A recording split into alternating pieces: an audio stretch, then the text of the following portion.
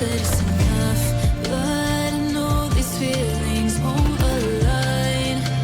Everything I think I want and just burning through the days, uncovering decay.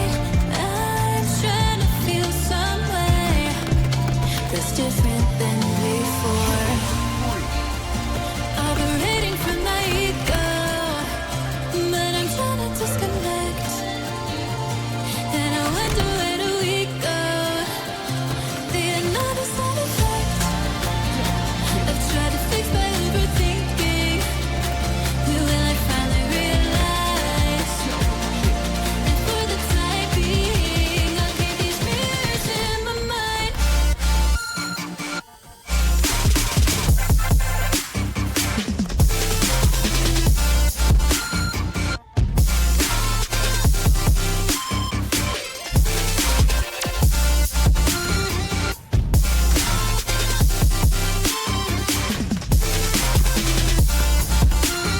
Double kill.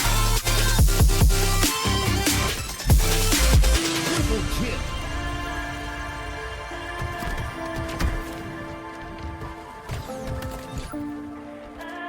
Triple kill.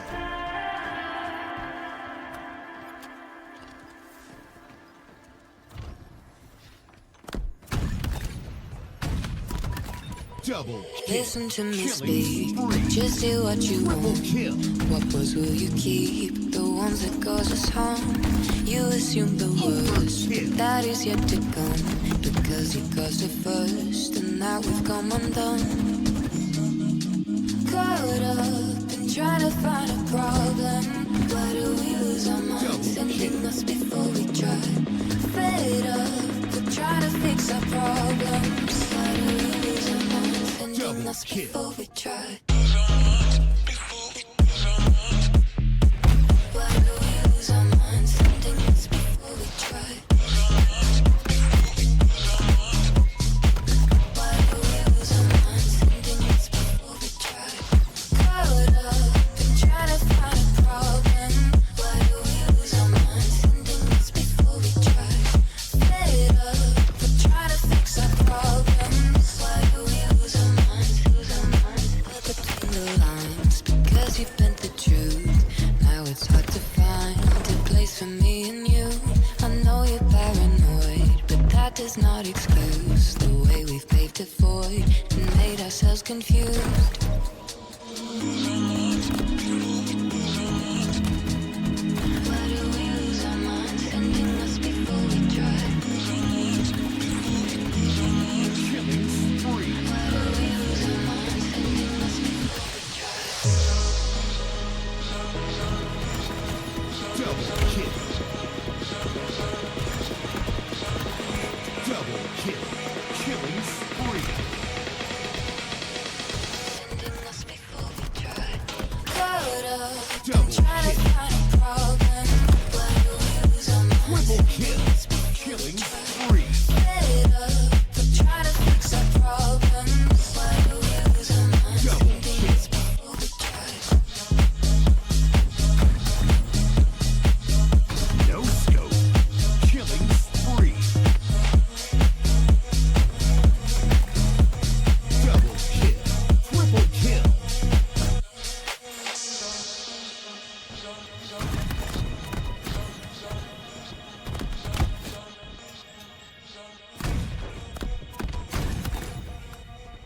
No scope.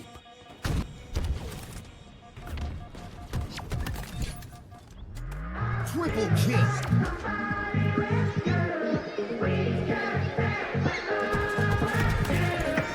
Double kill.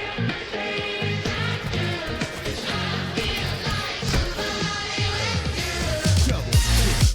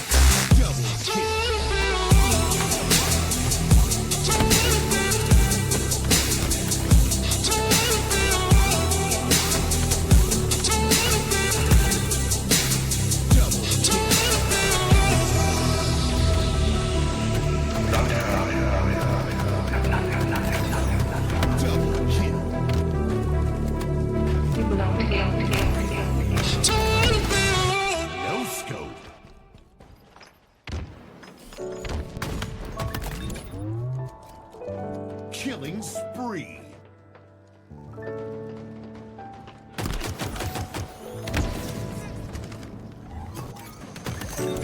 Out on my own and it's all been the same.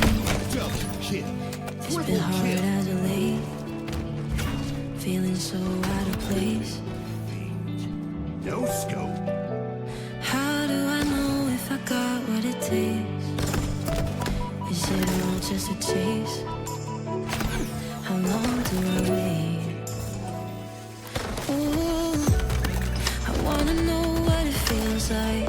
Double kill. Find the missing piece. Only had to realize it was always me. Would you even care if you knew that you had it on? Would you even dare if you knew you could never fall? When you're standing on the other side, you're breaking through the sky. Would you even care if you knew you could never fall? No, you'll never fall.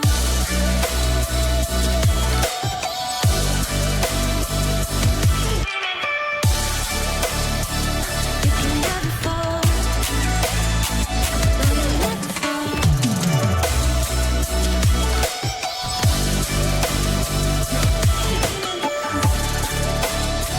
You can never fall. No, you'll never fall. Triple kill.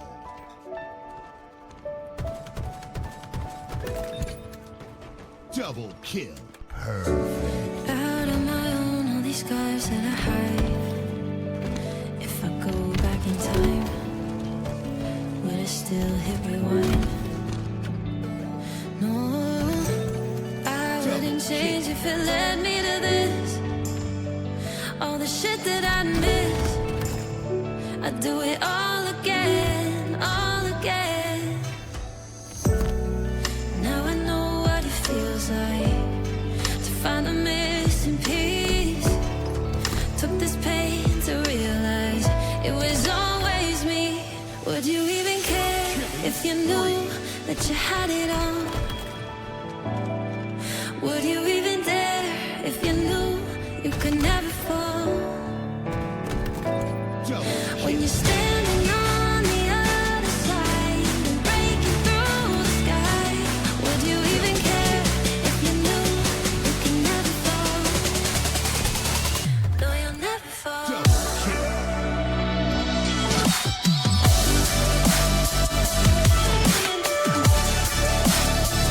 You can never fall.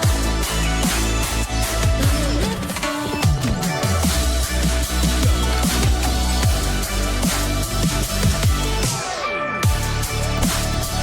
You can never fall. No, you'll never fall.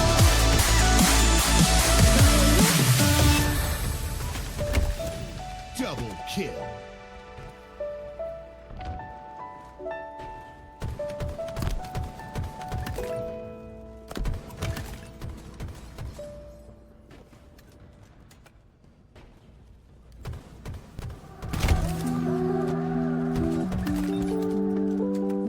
Double kill. Double kill.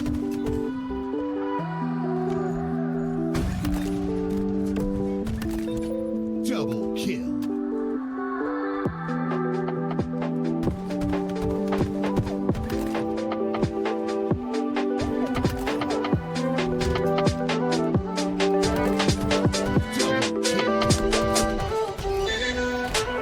I can't stand the distance. You're over there contemplating existence. Wish I could be of greater assistance. You're putting up this wall of resistance. Yeah, you can call me persistent, but why do we feel so socially distant? My brain needs to know this instance. Is it the system making us inconsistent? It's easy to blame the external. Is our love temporary? Is it eternal? I'm always looking internal, tossing and turning at night. I'm nocturnal. I need to know, can we win this war? Or will we be soldiers left on the floor? I'm not sure. Feel like I'm winning, but I haven't kept score, and I just need to know what I'm fighting for. These nights they last forever. Now that you're gone, now that you're gone, can't get no sleep, I'm restless. Whose right is wrong? Whose right is wrong? These nights they last forever. Now that you're gone,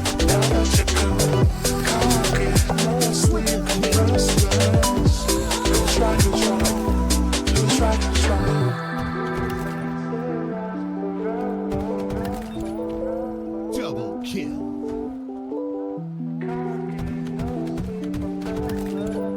Perfect.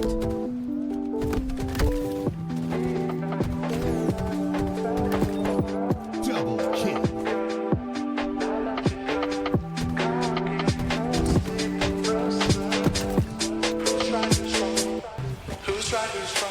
Yeah, I remember the days before you and I went separate ways. I know that I said that I needed the space, but when I think back I only see your face. It's always gonna be hard to replace the touch of your love and your warm embrace. I wish I could go down my phone and erase all the pictures of you, but I keep them in case. Don't know what I expected to do. Without your love I didn't know who to turn to. Guess it's kinda funny how the tables have turned to. They told me I'd be better off, but that's not true. Now I'm looking for somebody who's brand new. You were my one love, you were my go-to. Guess I just gotta do my best to pull through, but I feel like I need to say I still love you. These nights they last forever. Now that you're gone, now that you're gone, can't get no sleep and restless. Who's right is wrong? Who's right is wrong? These nights they last forever. Now that you're gone, now that you're gone, can't get no sleep and restless. Who's right is wrong? Who's right is wrong?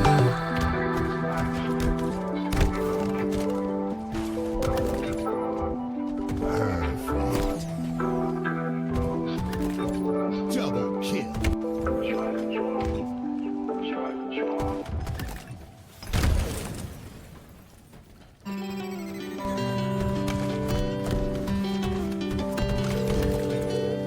The number you have dialed is not available at present. Please leave your message after the beep. Double kill. It's so absurd to me. Things that you said they left a burn on me. I can't find my way without you. I can't find my way without you. It's so absurd to me. Things that you said they left a burn on me. I can't find my way without you. I can't find my way without you. Double kill. Triple kill. I can't find my way without you. It's so absurd to me. Things that you said they left a burn on me. I can't find my way without you. I can't find my way without you. Took the band-aid and we ripped it off. See your shadows and my better off. It's so hollow and I can't breathe. You like a black hole. I'm on my knees. Oh, where do we go from here? Tiptoeing around, I guess that's playing by ear. Oh, my head's so loud, I can't hear how you like that shit feels so sincere. It's so absurd to me. Things that you said they left a burn on me. I can't find my way without you. I can't find my way without you. It's so absurd to me. Things that you said they left a burn on me. I can't find my way without you. I can't find my way. Double kill. Triple kill. Overkill. I can't find my way without you. It's so absurd to me. Things that you said they left a burn on me.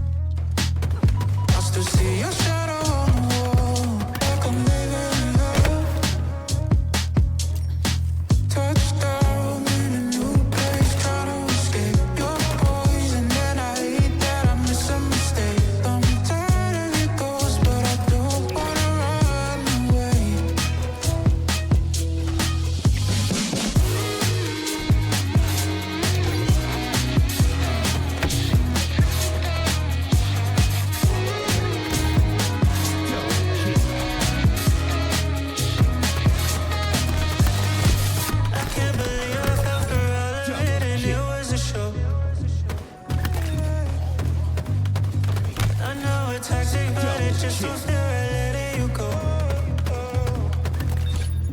But you play a game I can't escape. I'm caught up in the middle.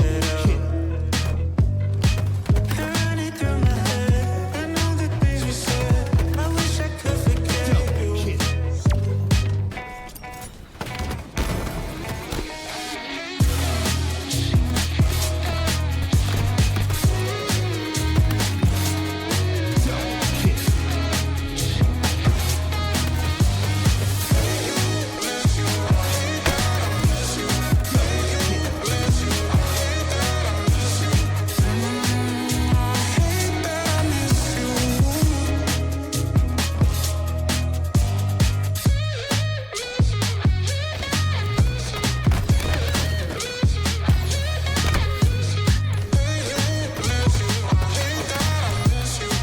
Triple kill.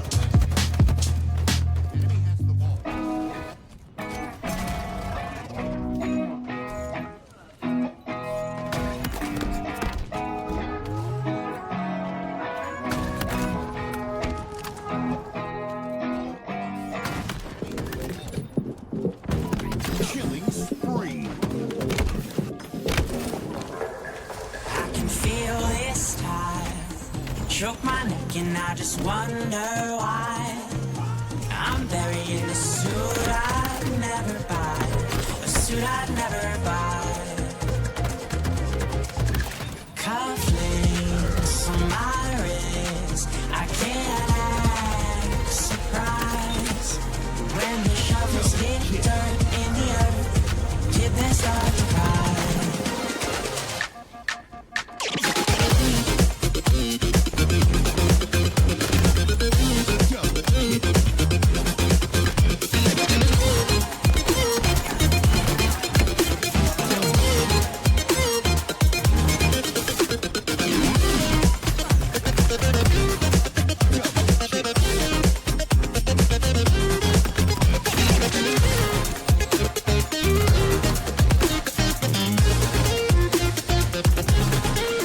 Since I'm 17, I've been looking for a place to make me be complete. I've been looking all alone out there for anything to make me feel alive.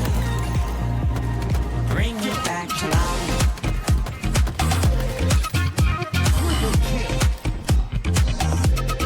Bring me back to life.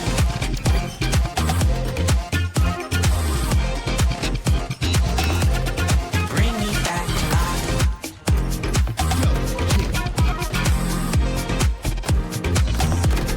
Bring me back to life.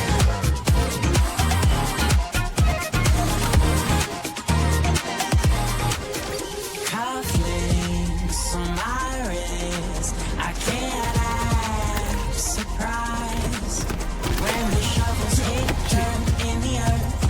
Did they start to cry?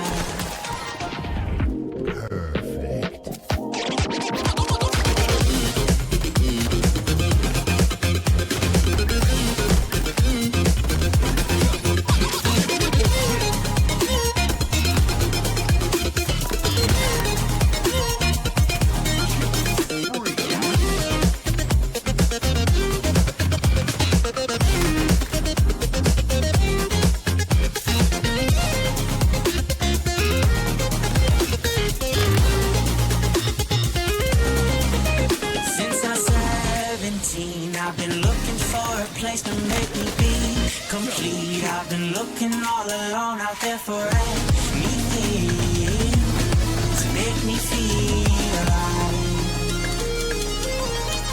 Bring me back to life.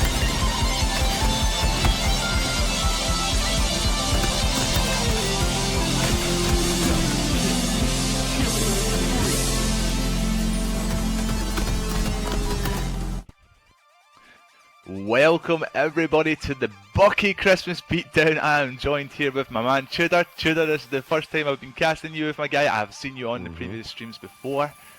Here we are, another Sunday. It's Halo time. It's the Christmas Bukie Beatdown. Everybody's been looking forward to it. I believe the players are locked in. Tudor, my guy, how you feeling? Dude, I'm really excited, mainly because of the fact that this is one of the most exciting days, exciting ways that we can actually close off 2025 before we move into a new year of comp. And there is no better way to do it than to just get into some historical debauchery. This is my first time actually being exposed to the beatdown altogether, and I have absolutely no idea what to expect. So from you, Bucky, I'd really appreciate a brief little rundown of exactly what we're going to be seeing today, because I can also imagine there's a lot of people in chat that are seeing this for the first time, and as we were talking about just a little bit off screen, this has been going on for years. Yes, sir. Yep, came back here. Obviously, this goes back. I'm obviously probably way over a year ago when I started these Bucky beatdowns. Obviously, some people are familiar with them. Most of the people in here are familiar with the Bucky beatdowns and how they work. But today's Bucky Christmas beatdown, we are playing for a big, huge, massive prize, which is going to be the G7 Pro controller, ladies and gentlemen, which I do have here with me right now. This is what you are competing for today. You know, brand new, sealed, all that good stuff, ready to get shipped straight away tomorrow to your house. An absolutely amazing controller. A lot of players do recommend them. I have asked Santa Claus for one of these myself, as I'm still playing on a Scuff Valor. But, Tudor, I'm going to talk to you about how the Bucky Christmas beatdown today is going to be happening. Okay, so I'm going to just do a quick breakdown before we get started. So basically, Tudor, it is a 10-minute kill chase, all right, and it's going to be a double elimination each map.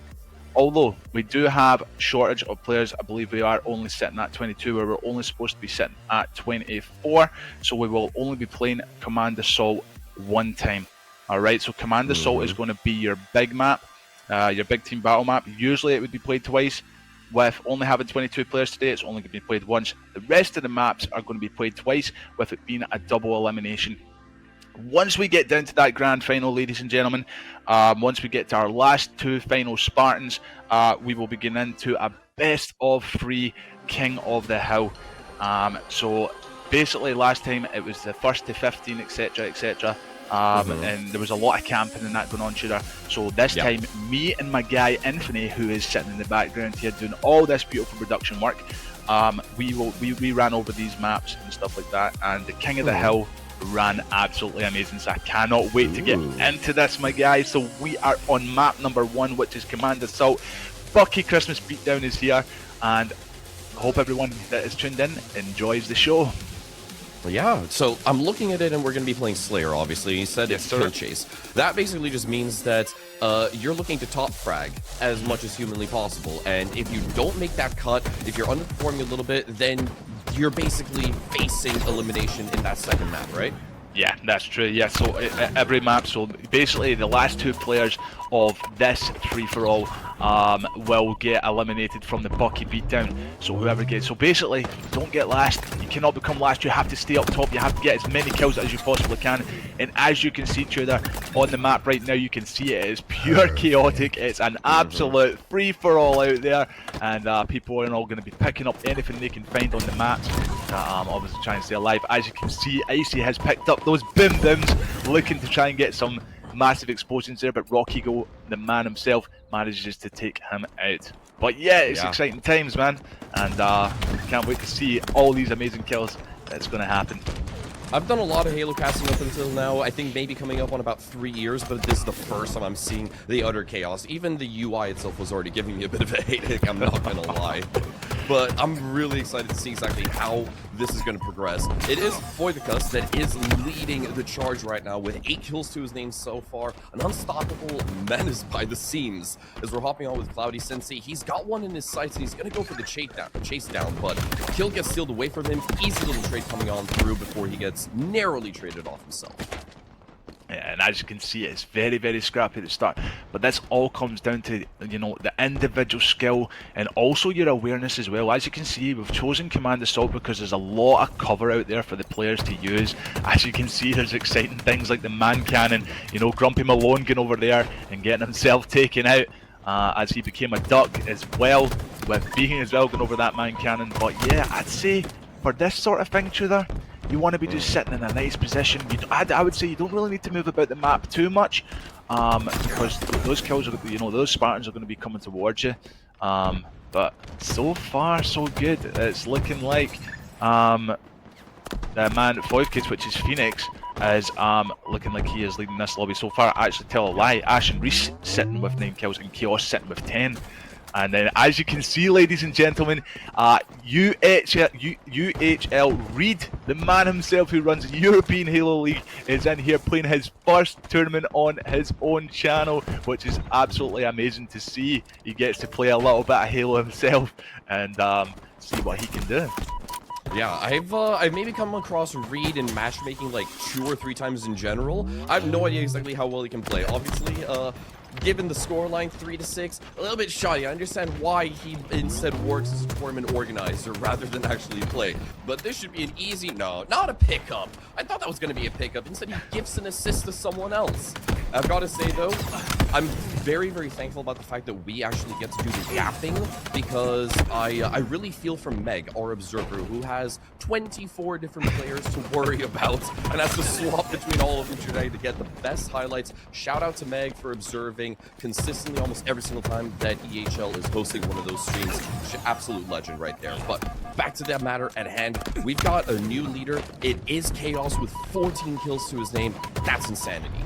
Yeah, he is absolutely smashing it out there, and as you can see, there are a few players struggling with the bottom. And also, what I forgot to mention to you as well, Tudor, so see if you get the 2 bottom players, so when it comes to like the end of the game, or near the end, and if a player obviously ties for that bottom, so say if 3 of them got like pretty tied up, it then becomes goes to KD. So whoever's got the best KD stays in the tournament. So if you've got like the worst KD, sadly you'll be eliminated. So KD is obviously a big massive factor here. You're wanting to get them assists, you want to get those low deaths, so assists are massive in this as well. So if you are getting assists, it helps you out a lot as well, because you do have that obviously tie factor that could potentially be a problem when it comes to the end game.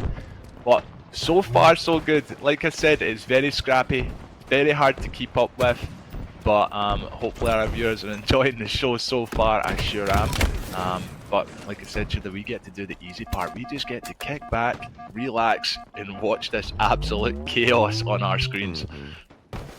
Within the Christmas spirit as well, I've still got some leftover eggnog in my fridge, and I might get myself a glass of that to keep myself hydrated, because water isn't going to be cutting it. I'm feeling the Christmas mood, and the Bukie winner beatdown is definitely adding to the enjoyment of everything. Also, because of the fact that this, I'm just going to briefly say it now before we get to the end of the show. Already in advance, happy holidays and Merry Christmas and Happy New Year to everyone, but we'll be sure to remind you later on, because more people are going to be flooding into the stream. This is definitely something that you don't want to miss. I wish we could ask Meg to potentially go on to Vickham, if I'm not mistaken. 22 frags to his name thus far. He must be just ripping and tearing his way on through, and we do swap to him, is dead. Icy Vermin now with 20. Hot on the chase as well for that top spot. Yeah, Vickham. So Kim here is always sitting with 22 kills. Icy Vermin as well, just obviously up behind them with the 21 kills. And then obviously you've got Xander over there as well, sitting on 21. So far, and again, Ash and Reese, it's a close tournament as well. We do have one player in the team who is sitting with that with that red stick. He now does have 2 kills, looking like he's having a hard struggle there. But so far I'm impressed with every single player putting in that work, and as you can see, they want it, and I'm loving as well with these Santa hats. As you can see, the Spartans have got their Santa hats on, enjoying that Christmas spirit. So a lot of good players in there as well. Tudor, like I say, I can also see one of my teammates, and Ayami, down there sitting with 10 kills.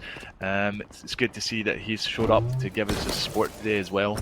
But we do have a lot of spicy weapons in play here. That shock rifle is being used, and it looks like it's being used well. He couldn't quite pick up that kill, but you do see Ash and Reese here sitting with 23 kills, looking to try and get a kill on Harsh. Does get that pickup kill, looking to try and get the double kill on Pavavoom, but does not get it.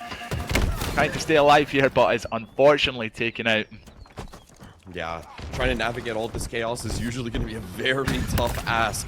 Keeping your guns up at all times is just something that's, part of the job description in this case. TK2, unfortunately, doesn't get the chance to pull on that S7 yet again to try to bump up his own kill count, but we do have a Vark right now with this Spanker, but closing the gap to some of these players is going to be a little bit tough. Yeah, absolutely. Let's see Avark as well. I just noticed my man Avark's in here sitting with 18 kills. Another member of my team. So I have Avark and Ayami both in here repping the HSK. Trying to give in and put in their best performance. Nice double kill there from that player that I missed his name. We are now back on the screen. Icy Vermin, of course it is. Icy is an absolute solid player. As you can see, Icy is sitting here with 30 kills as well, Tudor.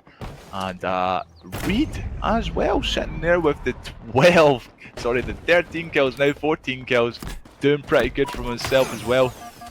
But I think this is going to be a spicy Bukie beatdown, you know, because there's a lot of good players in there in early days yet, but I could not predict you a winner because there's definitely a lot of, you know, players in there roughly the same skill gap, which is really good to see. Exactly. Might be early days for our festivities at the winner beatdown, but it's not so much early days anymore in this opening map. We've got less than 2 minutes to work with, so yeah, the clock is certainly ticking. Time is running out for some of those players at the bottom in that elimination zone to really catch up to the rest of the pack. If you find yourself within the bottom 4 of the lobby, then your back will figuratively be against the wall. So obviously everyone that's already hit and surpassed that dirty 30, Icy Vermin, Vicum, as well as Zondit, they are more than safe. We're going to add Chaos into the list. Ash and Reese. This S7, being held by Pavavoom, should be able to net him a couple more frags, 2 more bullets of the S7 to work with. First one doesn't find a connection, neither does the second, and he should be more than dead out here. Yeah, that sniper rifle was sadly misused there. Unfortunately missed a couple of no scopes, but we do have 1 minute left on the clock. Ash and Reese sitting here with 33 kills, looking to try and find a couple more to try and successfully with the perfect shot there. He's looking to try and get to the top of this leaderboard. By the looks of it, he is sitting top of this leaderboard chasing Chaos. So between these two players, we'll see who gets the first win. But Ash and Reese with the beautiful bandit shots. I always rate this player. Every time I watch him, he's improved so much over the past year or so. He's made a name for himself, this Ash and Reese kid, and he's just unbelievable. But as well, you can see Xanda over there sitting with the 38 kills and Icy Vermin. So 20 seconds left, Tudor. We are coming to an end of this map, and we will find out who will be eliminated first from the Bukie beatdown, the Bukie Christmas beatdown, should I say, as 10 seconds now comes up. We'll find that out soon, Tudor. Oh, I was really hoping that Zondit would have potentially been able to get 40 kills by the very end of this opening map. Obviously, our respawn timers are slightly adjusted. Things are a little bit more fast-paced in this winner beatdown, but we don't get to see 40 kills in the opening, but it is Zondit with an outstanding individual performance to kick things off. 39 frags, so he is more than safe. That was a lot more chaotic than I would have imagined, and yeah, truly, just the fact that we were able to get so many players in that lobby so high up the kill chain, it's absolutely insane. But we're going to be looking at some of the players that unfortunately aren't exactly in a safe position right now. Platypus, British Legends, Grumpy Malone, and Reed, the man himself, struggling to get past 20 here. Yeah, looking like if I'm correct here at the bottom of the scoreboard, we do have Platypus and British Legends who will be eliminated from that Bukie the Bukie Christmas beatdown. Big massive GGs to them, but a big massive, you know, I would say British Legends is a former a Bukie beatdown champion. He has won a Bukie beatdown before, so I'm actually quite surprised to see him go out that first round. But we will be moving on to map number 2, which is going to be Fortitude. Big massive GGs to our first player, Xanda. Alright, okay, so Command Assault actually might be getting played again one more time because the player count has went up, so that's a good thing to see. So, you know, the more players the better. So Command Assault will be played one more time, which is good because we've got it on schedule. So if we do play Command Assault one more time, it then goes on to Fortitude after it, which is then going to be your last, you know, 20 to 16, which is again double elimination. But yeah, great map number 1, I would say. A lot of good kills happening in there.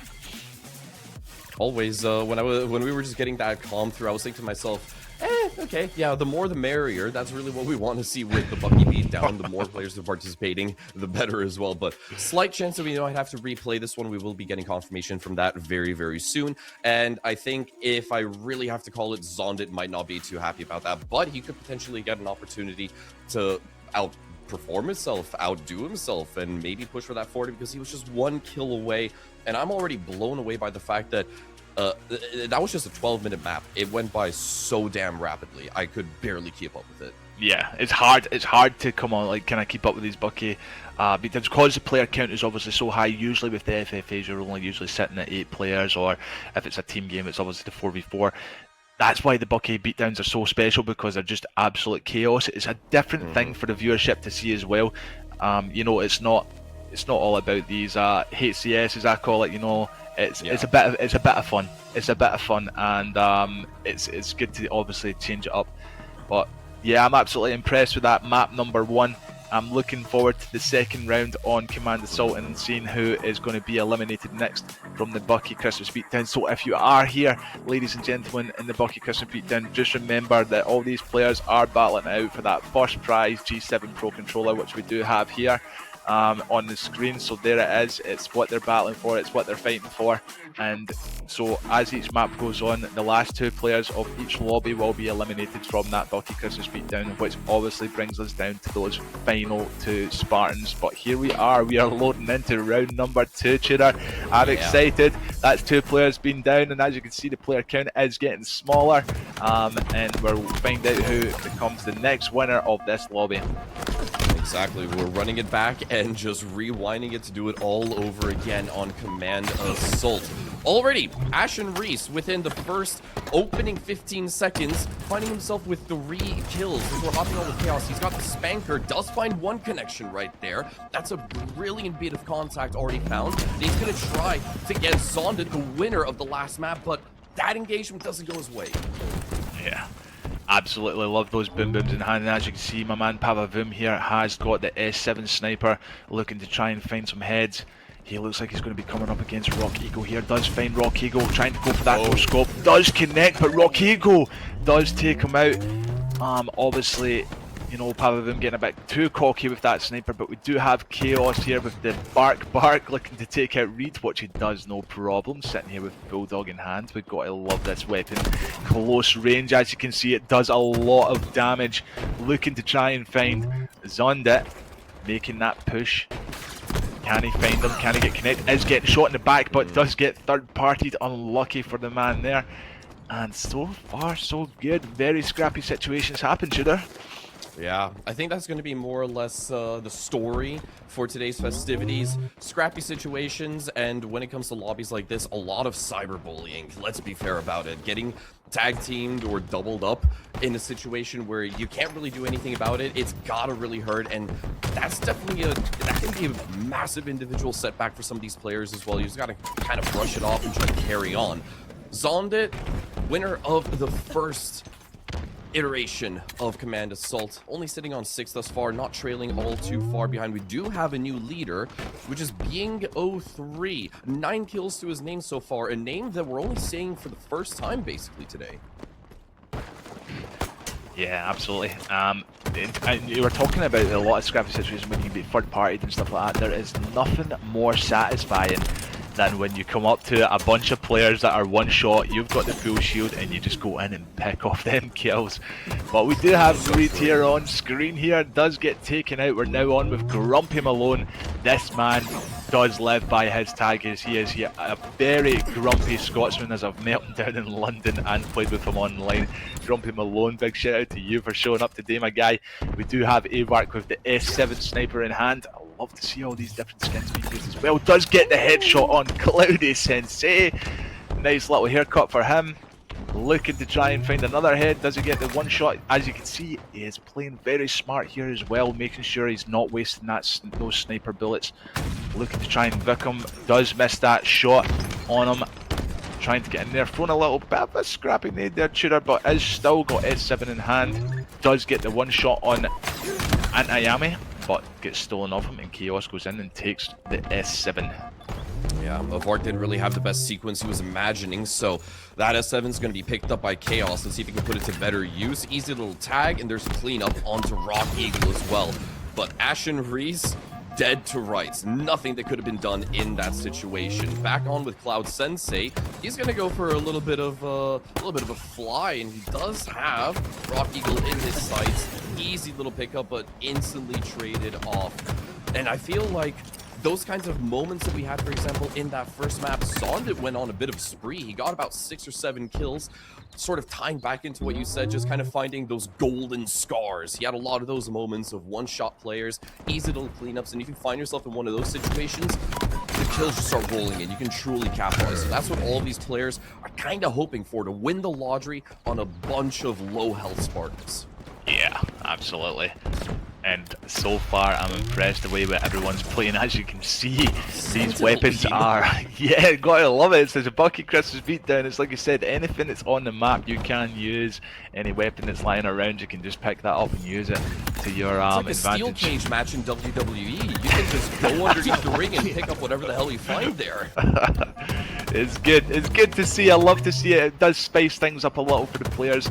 You know, it's not your usual competitive tournament where it's like obviously HCS settings and stuff like that. It's literally playing the game Halo Infinite, being able to come on, use the sandbox, and just enjoy it, enjoy the maps, enjoy the different maps, and then just enjoy the game in general. And like I said, these guys are playing for a big prize, you know what I mean? So like if you're walking away with a G7 Pro controller and getting it sent to your house, obviously, you know, that's brand new. And imagine becoming that winner of getting that G7 Pro. You know, you've won that controller, it's in your hands, you worked hard for that controller, you know what I mean, and this is what I love. That's why we love to give out prizes like this as well, Tudor, because it's good to give back to the community, and because as well, like all these guys show up, and you know, they help out with the channel, you know, they show up for the tournaments and stuff like that, and they work hard all year round, you know, showing up for the LANs and stuff. So it is really nice to give them, you know, give people that chance on winning a nice tasty prize for themselves. And being a free-for-all, it's anybody's game. You know what I mean? You could be like Warlord or even T2K. Like, I know he's sitting here with 19 kills. You could be the best player in this lobby, but it could still go so wrong for you because the amount of players that are on the map could potentially screw up the way you want to play that game. Yeah, I can also imagine for some of our more regular competitors within, you know, the annual circuit of HCS, this is like an odd mix of a bit of a breath of fresh air from the comp setting and from that environment. And sometimes, you know, things might not exactly translate one-to-one all the time, which is a very interesting thing to, you know, watch out in play, as we're seeing right now, as we are able to witness. Speaking of things we can witness, maybe a nice little sequence coming out from Remote right here with his shock. He does have Warlord, but unfortunately the lightning bolts don't exactly connect. He can't really live up to the stature of Zeus. Reed, though, does have the S7, finds himself one nice little freebie right there with the Bandit. This S7 has the potential to do quite some damage. Nice little tag. Can he get the turnaround? No! Pixels away from perfection. Yo, Reed is out there having fun, and you know what? It's really good to see Reed. Like I said, Reed doesn't get to play in these tournaments, as he obviously sets them all up, and you know, it's good to see him actually out there being able to play some Halo. I can just see him kicking back. He's loving this. I can see him with the sniper. He's going for those no-scopes. So we do have a triple kill on screen, but unfortunately TK2 cannot pick up that over. But yeah, big massive shout out to Reed. He's out there enjoying himself. He's killing it. And you know what? He's showing up, man. He's sitting there with 16 kills as well. But we do have Icy on our screen here, looking to try and take out Harsh. Does pick up that kill. Now on the killing spree. Looking to try and find some more kills, pushing that top mid, looking to try and get some angles. Us come up against this player here, but us unfortunately taken out. As you can see, these players are playing so hard and performing so well. Another double kill on screen there for TK2, who is just absolutely putting out the damage out there, coming up against Cloudy Sensei. Half shield 1v1, no problem. TK2 absolute killing it. Yeah, having the performance of this Marriott season right now, 34 kills and counting. That's number 30, yeah, number 34. So he's gonna actually leapfrog Ashen Reese and take that first position all to himself. Shields up, guns up, and he's got Luke right in the sights. That's about as easy as your ADCs right there, 35. And we still got 1 minute and 40 seconds to go. With these 4 to 5 second respawns, I would be disappointed if we don't see 40 broken this time. Yeah, a lot of high kills there, and as you can see, TK2, man, putting in that work sitting there. With his 36 kills comfortably as well. He's the only high one on the map. Ashen Reese just slightly behind them, but we are on screen with our man Harsh here, who does pick up that S7, looking to try and battle it out here. Does have that grapple, trying to get away from the gunfire. Does manage to survive. He does have 4 bullets left in this S7 sniper as well, so he is looking to try and find some heads and make this little play over here. But does not spot Cloudy Sensei, looking to try and... This is the thing as well, you could be running around in circles and you're like, where is everybody? You know, so like he's trying to, you know, sniff out them players, trying to find that headshot, you know. He has got the S7. Will he get a kill shooter? Will he pick it up? He does find Ashen Reese, takes him out with the bandit. And again, Harsh looking nice and comfortable here. Does get that spawn on Ashen Reese. Oh, or sorry, Suspense. Talk about Suspense, by the way. Suspense was the Bukie Beatdown 7 champion last time. He won himself a G7 controller on the last one. Came out with the win on top. He played really well, and he has now shown up today to try and get another controller in hand and add it to his collection. But we do have 10 seconds left on the board, ladies and gentlemen, and we do have, you know, TK2, I'm struggling with that name somehow. He is sitting with 40 kills, sitting here top of the lobby. Ashen Reese does take that kill off Avart, but we have came to the end and we will go over our stats and find out who has been eliminated next from the Bukie Christmas Beatdown. Tudor, how fun was that? Reed out there killing it. Reed's absolutely loving it, enjoying himself, getting that Christmas spirit in there. No, that was a lot of good fun. There were a couple of highlight moments that unfortunately also happened off screen. We did see Chaos get an overkill 4 in a row as well. And it's a bit sad that we didn't get to catch that because it must have been a pretty damn awesome sequence. TK2 hitting 40, one-upping Zondit from that map number 1. So a lot happened right there as well. And now we're going to go ahead and see exactly who's in the elimination zone. Palavum, Vikim, Cloud Sensei, and Antiyam unfortunately will not be making it in to the next map, which is going to be Fortitude as well. But yeah, this is already progressing super awesomely. Yeah, absolutely. And like I said, I know that we explained there's obviously a couple of overkills and stuff like that in the map. With obviously being so many players, we do miss these big plays sometimes, but sometimes we get lucky and we do see these big plays as well. So you know, you've got a big massive shout out to the observers are doing as much as they can, trying to obviously get as much good gameplay in there as possible to see what's happening on screen. But I'm excited for the next round. We are moving on to Fortitude, which is a new map that's been added to the Bukie Christmas Beatdown. Command Assault has been played before, so Fortitude, we're about to find out how this one works. Me and Infinity did play it on a 1v1 situation, so hopefully it works out well with the kind of BTB FFA situation. But yeah, we're now down to, this is going to be from 20 to 16. This map will be played twice, and I'm excited. I'm excited to see who's coming out on top, man. But big massive shout out to the guys who did just get eliminated there. If you did, thank you so much for showing up to the Bukie Christmas Beatdown. Like I said, guys, I appreciate everything that you guys do for EHL and obviously my channel as well, and showing up and putting in your best effort. I hope you stay tuned in and enjoy the rest of the show. But Tudor, are you familiar with Fortitude? No, I'm not gonna lie, it's actually been a while. It's been a hot minute since I've even booted up the game personally. Like the last bit of the last bit of BTB that I even actually played, it was in, I think, season 2, if I'm not mistaken. So a very, very long time ago in Infinite's life cycle as well. But speaking of life cycles, I want a quick little history lesson as well, because this is the 8th installment that we're getting to witness. what has been your favorite installment of the Bukie Beatdown over the years? Killing spree. So what has been my favourite installment? So what do you mean by that question? Do we mean like as in the... Just your favorite Bukie Beatdown. That Oh, you my put favourite together. one? Oh, Yeah. my favourite one? I would say definitely maybe the Bukie Beatdown 7 because that was 48 players, so we did obviously have to merge 2 lobbies. That was the biggest Bukie Beatdown that we'd done. But like I said, when I first originally started these Bukie Beatdowns, it was for like silly little prizes. It started off small. So the players were winning like a skin, which was like an armor coating or something like that. Sometimes it would be winning, you know, like gift vouchers, like Xbox gift vouchers, like £15. You know, I would give it out to them. But more subs came into my channel, and with that, I always say the money that we make or anything that we make, I always give it back to the community. So any money that I make off these sort of streams or anything like that, I always give back. I always put it back into the community. So everything's always covered. So the G7 Pro is always covered. Like I said, it's the players and the audience that make these Bukie Beatdowns. And like I said, they're just getting bigger and bigger as well.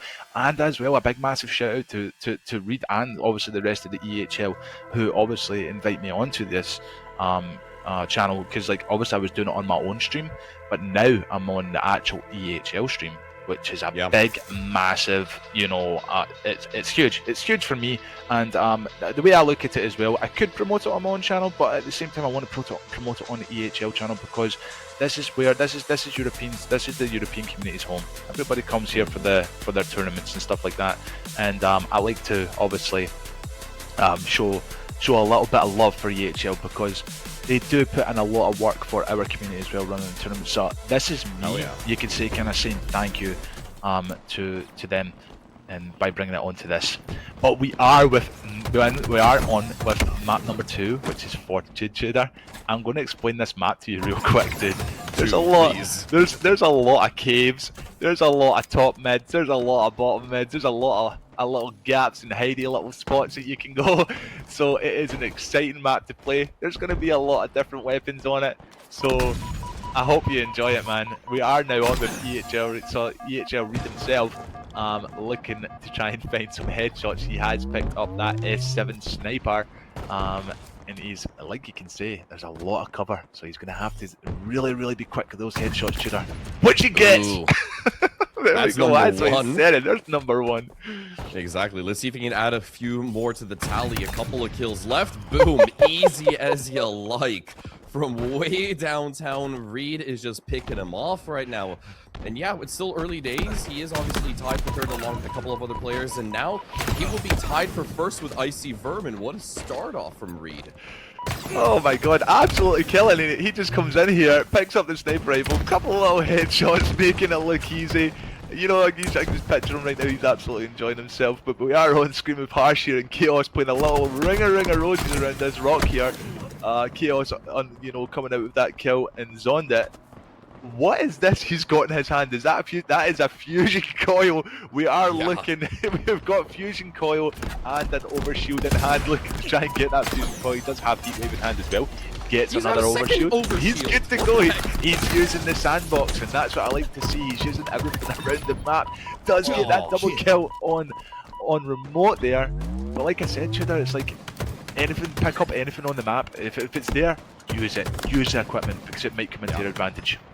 Anything goes. There's no bars held in this instance. Zondit now looking to close the gap off with the heat wave, and he was very accurate with that heat wave in the previous engagement. Down range, if all of those shots connect, you can almost like basically strip someone off of their shields. But we're gonna be rewinding the clock by about a minute. Reed's got another S7 to work with, and I'm curious to see if he can piece together another set of kills. 2 magazines to work with, but he's already going to be taken out before he actually gets to even pull the trigger. We could see that battle rifle was being in hand. We are on screen with our man being here.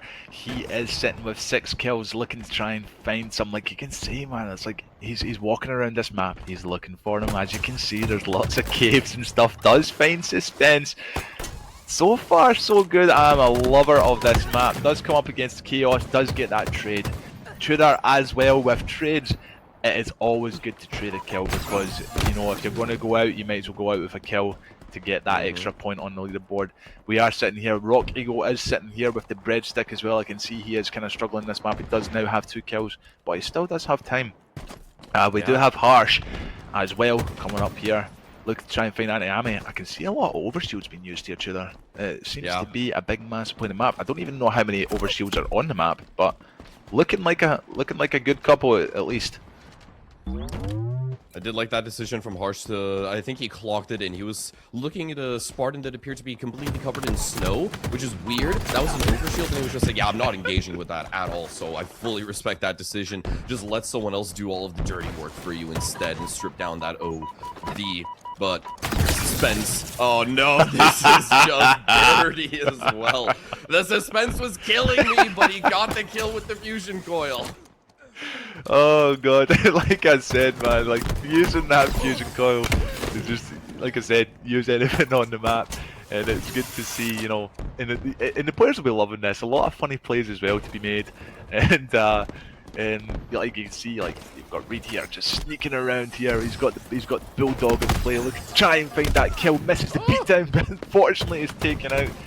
And we now are on with Icy. Icy sitting here with 13 kills. Who's sitting top right now, Tudor? It is the Suspense who's sitting with 14 kills, I believe. But it's looking like, so far, another close lobby, and these players must be getting excited. You know, because I've never ever played my own Bukie beatdowns, I can always just imagine how exciting it is to play these, because, like, you know, you've got the kill maps. I would love to do it, bro. I'd love to jump in my own Bukie beatdown. Just jump in my own tournament and just go for it. But yeah, it's like, I mean, you've got to have me here on cast to obviously organize it and stuff. No, absolutely not. No, we need a quintessential Christmas heist where you take the controller all for yourself. Saint Nick ruins Christmas. Sorry guys, I want it. You ain't getting the controller. Oh god, yeah, we are on screen with Icy, who is just unfortunately taken out. We're on screen here with now Company Malone. Look to try and get that. Does get the killjoy there, does get the trade. We now are on with Avark, the man from Team HSK, looking to try and find himself some more kills. He is sitting here struggling with his 6 kills time with Rock Eagle. Looking to try and find a couple of bodies to shoot. He does find Bean, but Bean takes him out. As you can see, very scrappy this map. Very, very scrappy, Tudor. We're also seeing the same culprit sort of put up the same kind of performances. The only main difference that I'm seeing is that Ashen Reese is actually doing much better than everyone else. Obviously, that's a bit of a nothing burger statement because he is on 20 kills, but in comparison to the previous 2 maps that we have seen thus far, he's leaps and bounds by about 4 kills versus the Suspense. Icy Vermin trailing not too far behind with 17 as well. TK2, who did drop a 40 bomb in that map too of Command, is at 17 as well. So this feels like it can still go either way. 3 minutes and 40 though. I don't know if that's exactly going to be. It can potentially be more than enough for some of these players to catch up to Ashen Reese. Yeah, and I'm glad you mentioned it because I didn't actually notice Ashen Reese was sitting there with his high kills. But like you said, every map is that gets played can potentially, you know, it changes for everyone. You could have a good game, you could have a good round, you could have a bad round, and as you can see, Ashen Reese is having a really good round here. T2K obviously, sorry, TK2 obviously sitting here. Yeah, I've done it again. I'm gonna keep doing it. It's so hard to. I don't know why. It's a Scottish thing. I think it must just. I think be what we should do from now is when you want to say TK2's name, you just pause, you go silent, and I'll say it, then you pick it back up. No, but like TK2. We'll just call what he's FPS. No, I'm gonna keep saying it until I get it right. I always do that with gamer tags. Sometimes I look at a gamer tag and I'm like, how do you see that? Oh god, it's only 3 letters. It's only 3 letters, Bukie. Come on, you can't struggle with this. But we do have Remote here looking to try and find Warlord. Warlord does get shot in the back, chasing him with that grapple. Warlord running from his life, trying to stay alive. Does Warlord get the kill? Unfortunately doesn't, but Remote does pick up the kill on Warlord. Being here, sitting with 19 kills.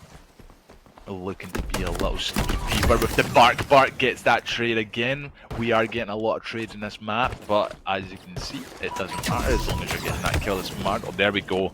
We've got a wall up. We've got a wall shield up. I love to see the equipment being used like that. And here is Luke as well, sitting with 11. Now back on with Zonda. Coming up against Reed, gets the perfect kill on Reed, looking to pick up that S7 sniper rifle. Looking to try and get a headshot. Will he get it? No, it was unfortunately taken out. Very scrappy lobby, but it's looking good. Looking good for all the players. A couple of players down there sitting low. Let's have a look. What's the Rock Eagle sitting at? Rock Eagle sitting at 10. Looking to battle himself up.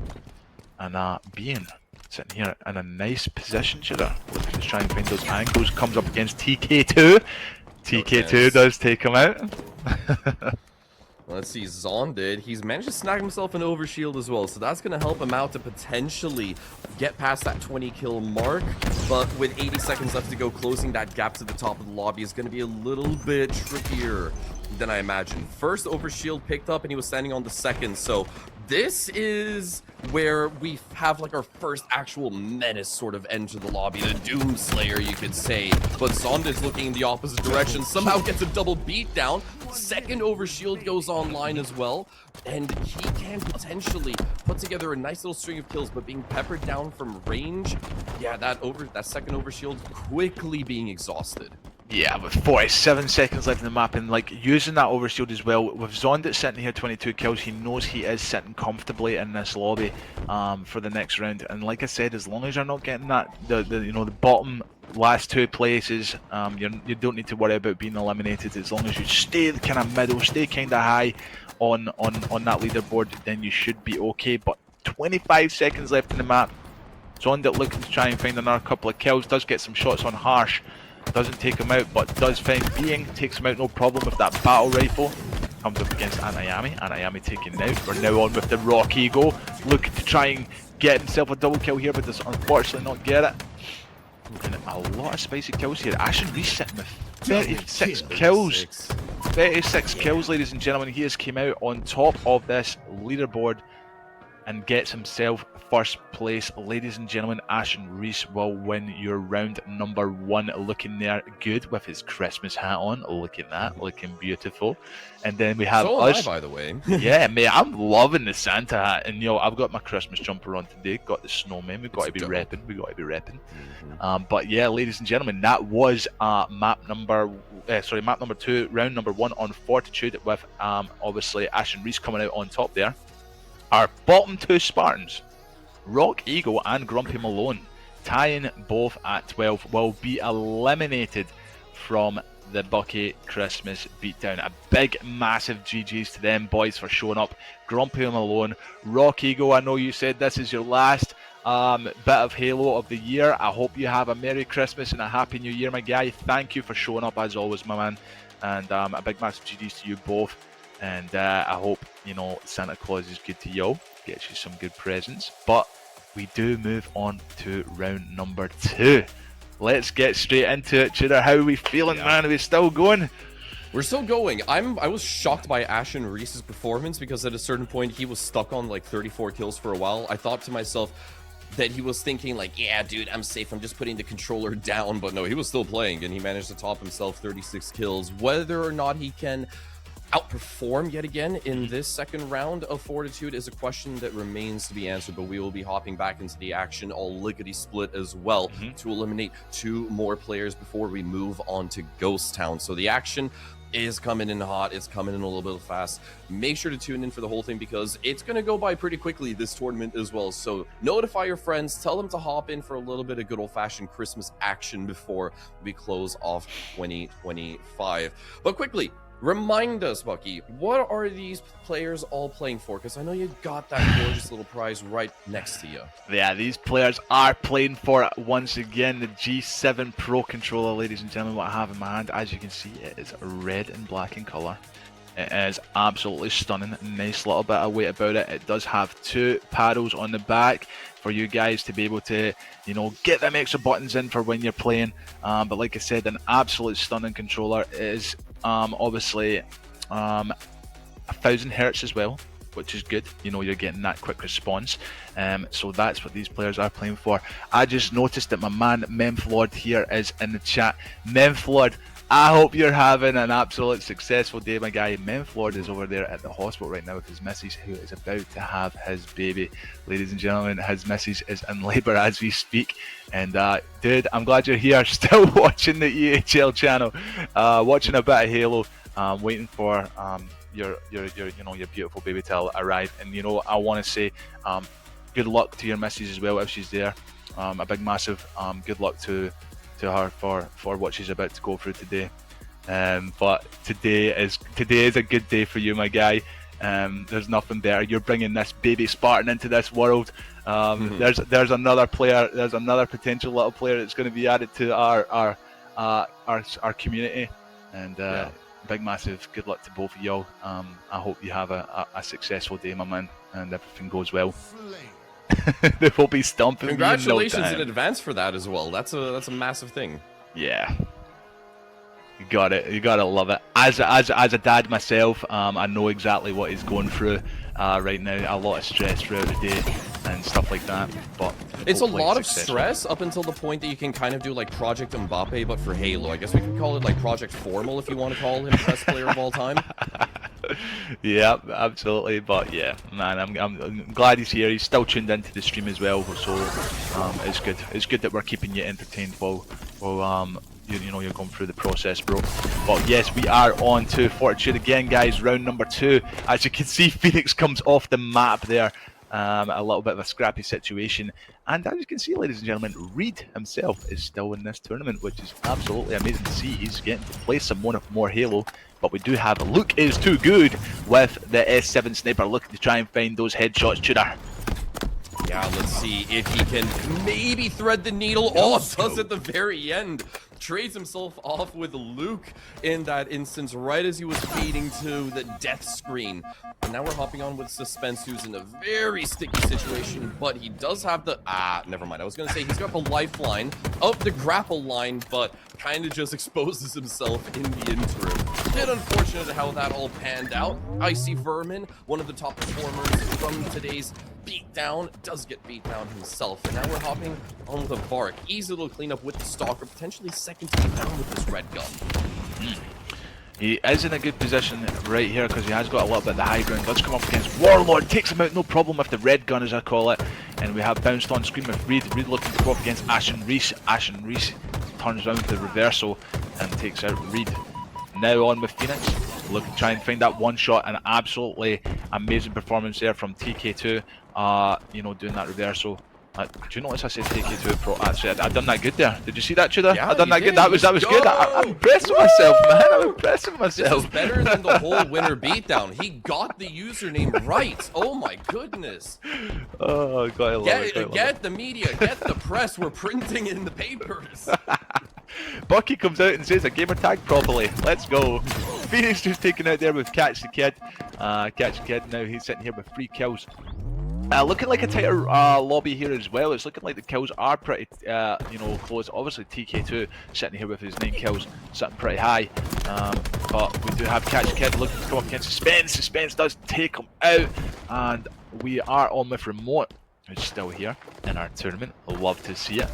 And he has picked up that grapple. Look to try and stay alive. Does throw out those shot grenades there, but of course it's not get the guy one shot. The Sizzle Stick's not exactly finding any purchase, not paying any dividends in that instance. TK2 potentially the first to hit double digits, but no, that honor instead goes to Chaos, who's now sat comfortably at 11. Last shot in the chamber does connect, but the trade-off does come on through. And I think probably the most interesting thing that we're going to see today, obviously, it's another nothing burger statement, but the further that the beatdown progresses and the more that we start to call the herd, the slimmer these margins actually start to become between all of these players. So these score lines are going to get tighter. The games are going to get a little bit more competitive. Those sort of individual moments of brilliance, they can still happen, but they're going to be few and far between compared to the earlier games that we saw. Yeah, and with the players obviously dropping, like you said there, Tudor, with the less players that the less players that are in the lobby, it's going to be much harder for players to get more kills. So they have to be a bit more aggressive, you could say, to try and find those kills, as there's not many just running about like headless chickens. But we are on screen with our man Warlord here. He is sitting with 7 kills. I'm glad the guy has shown up because Warlord always likes to come in and put up a good performance as well. But Reed here sitting with his nice little 5 kills, looking to try and find himself something. Creeping down this little cave side, does find TK2, gets an assist unfortunately, but like I said, assists go well as well if you need them. And we do have Avark, who does seem to have the sniper rifle here, looking to try and get that kill. He's doing well, Avark. It's a bit dodgy for Avark right now. Can he find the connection onto Reed? Just about, but the cleanup does eventually go to Vickim instead, and I've got a feel for Reed right there. Potentially knowing that you've got the most deaths in the entire lobby it's a bit of a sinking feeling, so maybe Reed is going to be able to turn this one around because he is in that elimination zone.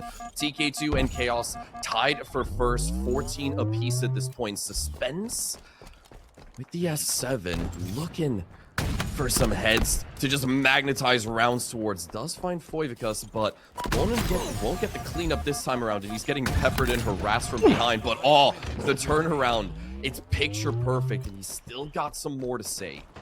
Wow, that was an amazing headshot there, but Reed does have a nice, beautiful double kill there from Spence. Go for the triple kill, does get that triple kill, no problem, with the perfect, uses the grapple in style. Tudor, this is what we love to see. This is some real good Halo action that we've got in our eyes right now. Looking to try and stay alive, but it's unfortunately taken out. That was good aggression there from Suspense, Tudor. Yeah. I think there was also the small little mistake of him accidentally sizzling himself right there with the nades. Kind of stripped away his shields, but you know, that just happens when you're locked into one of those very claustrophobic situations where your back's against the wall. But we're going to be hopping on with Luke right now, who does get traded off by Chaos. Unfortunately, Luke isn't exactly a name that we've seen said all too often. He did have a couple of very nice S7 frags earlier on as well. Tricky situation for being, does eventually get put to rest as we're hopping back on with Warlord, who did have a couple of interesting sequences earlier. Finally going to join the Cool Kids Club as he hits double digits. So speaking about Luke too good, so if I am correct, this guy, as I'm pretty new to Halo, he hasn't really played much of it, but recently has obviously been playing a lot of it. He's been taking a lot of, what's the word I'm looking for? He's been getting involved in a lot of tournaments and stuff like that, and he's actually showed up and been a really good. So I've been playing Halo since Halo CE, so we go way back when I was like 10 years old, man. When that game came out, you know, I've been playing every Halo since then, and you know, this guy comes in and he's, you know, if anything, a better player than me, which I'm pretty jealous about. He just comes up, picks up the controller, you know, I'm going to play some Halo, and ends up becoming really good. But yep, he's showing up today. He is sitting with 9 kills, does need to get a little bit more. But we are on screen with Warlord here, who does have Overshield and grapple in hand, looking to try and find Phoenix. Does get that perfect shot there with the killing spree, looking to try and get that double kill on Suspense. Gets it, no problem. Warlord playing some very good Halo, Tudor. Yeah, that overshield definitely giving him a bit of a boost, out-dueling 2 players. And he's going to now lock on to catch the kid. Easy little find right there as well. So Warlord is now starting to rack up those numbers a little bit more. 4 kills to his name thus far. Chaos and Ashen Reese, though, both tied. 23 each. Ashen Reese will take the lead and is potentially looking at claiming, what would this be, his 2nd map in a row? Chaos as well. Haven't really mentioned much of him, but Chaos is an extremely good player. I have played against this kid in 8s quite a lot of time. He does sit pretty high up with those, you know, really good players, as you can see. He's definitely one of them up there. His performance is always good. Every time he shows up to a Halo tournament or event, Chaos gives it 110%. He is, you know, a very dedicated player, and as you can see with the score as well, sitting here with his 25 kills alongside with Ashen Reese. But like I said, it's a tasty Bucky Christmas beatdown, and all these players are giving it their all to try and get as many as possible to there. But you know, I'm having an absolute great time, and I'm enjoying it. Yeah, it's been a good session of debauchery and tomfoolery and shenanigans that we've seen thus far.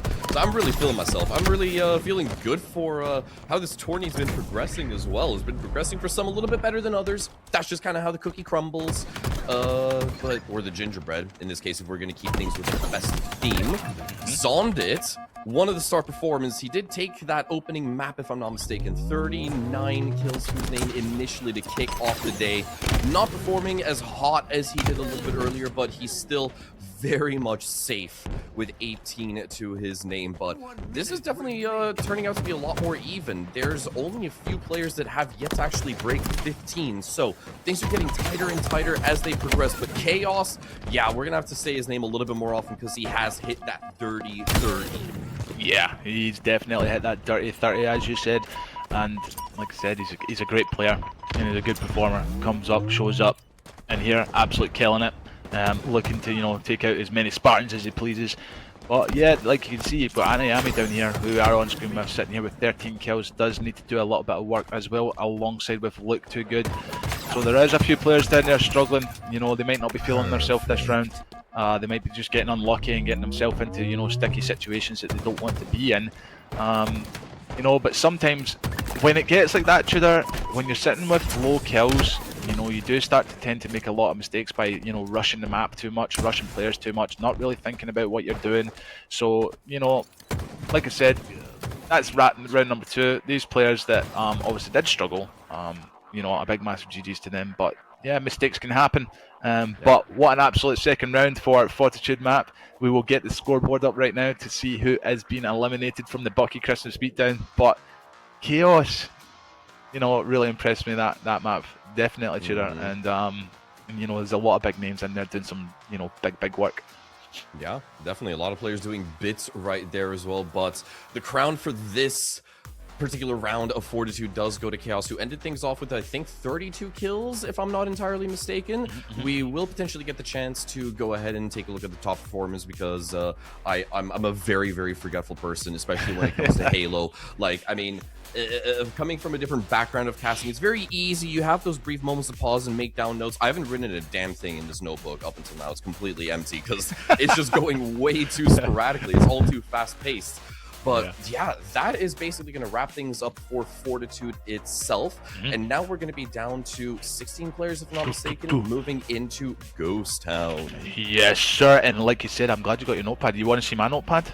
This is my Also notepad. empty? You got a Halo that's notepad right there, bro. Absolutely love it. This is the Bukie Beatdown notepad. I use that a lot. So yeah, we will be moving into Ghost Town, which is going to be a double elimination. Ghost Town, ladies and gentlemen, if you are familiar with it, if you go back to the Halo 3 days, this is where this map comes from. So this is a rebuild map that has been brought onto Halo Infinite, and it works really well, and it's good to see it. It brings back absolute nostalgia for myself because obviously I used to play Halo 3 all the time. I haven't missed a Halo yet. But yeah, that Fortitude, Command Assault, the last 2 maps have been absolutely perfect. Every player has been playing really well, and we've got a lot of high performance players in there as well. But Tudor, you know what? Yeah. Feeling good about this next one, and like we said, these players are getting smaller and smaller. The margin of how many people we've got because people are, getting eliminated. If we can get a wee scoreboard up in a second, we'll be able to see who's been eliminated and who moves on to the next round. But yeah, so we are doing good so far. Everybody's having fun. Shura, how are we feeling? Are we feeling good about Fortitude? Did you enjoy it? Yeah, no, it was a very, very fun map to watch overall. First time actually being exposed to that overall. So being able to see actually, more bits of the sandbox that I completely even forgot existed, like the drop shield. That was dropped once, and unfortunately it didn't serve that particular player all too well because it kind of just got shot as it was deployed. But we did see the Ravager pop up a little bit as well. People juggling 2 overshields as well. A lot of very nasty and dirty things because that's kind of the whole point. It's also, for me, one of the most brilliant parts about Halo conceptually and philosophically. You may as well abuse everything that you have in the sandbox. That's kind of the whole point of the game. That's what makes it so fun. Yeah. And when you get that creativity to just couple perfectly and you get a sweet baby child of practical perfection is when it works out the best. And we did catch a couple of those moments as well on screen. We did get to see a nice little 3-piece, if I'm not mistaken, coming out from Suspense a little bit earlier on. There were a lot of hot moments in that Fortitude game overall.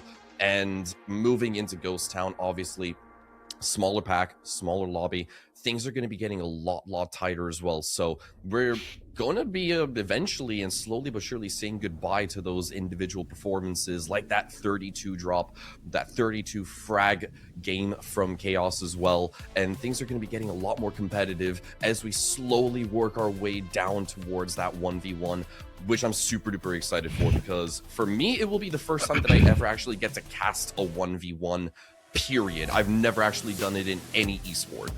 Yeah, absolutely, and it's very good, you know, casting the 1v1, because with this one as well being a king, well, obviously King of the Hill, it's going to be very tasty. It's going to be always on top of. They're always going to be on top of each other.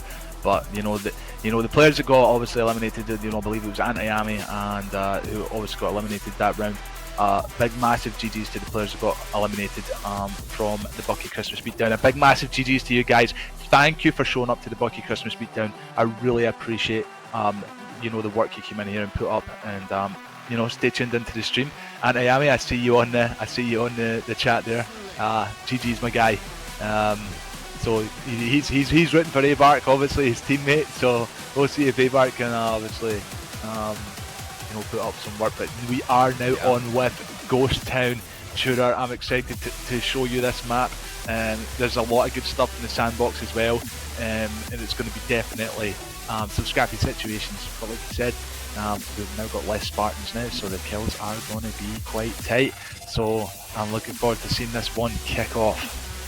Yeah, same. We're going to be loading in just a second to get our third map underway. Immediately kicking things off, we've got Being hightailing it towards that S7, but does get struck from behind.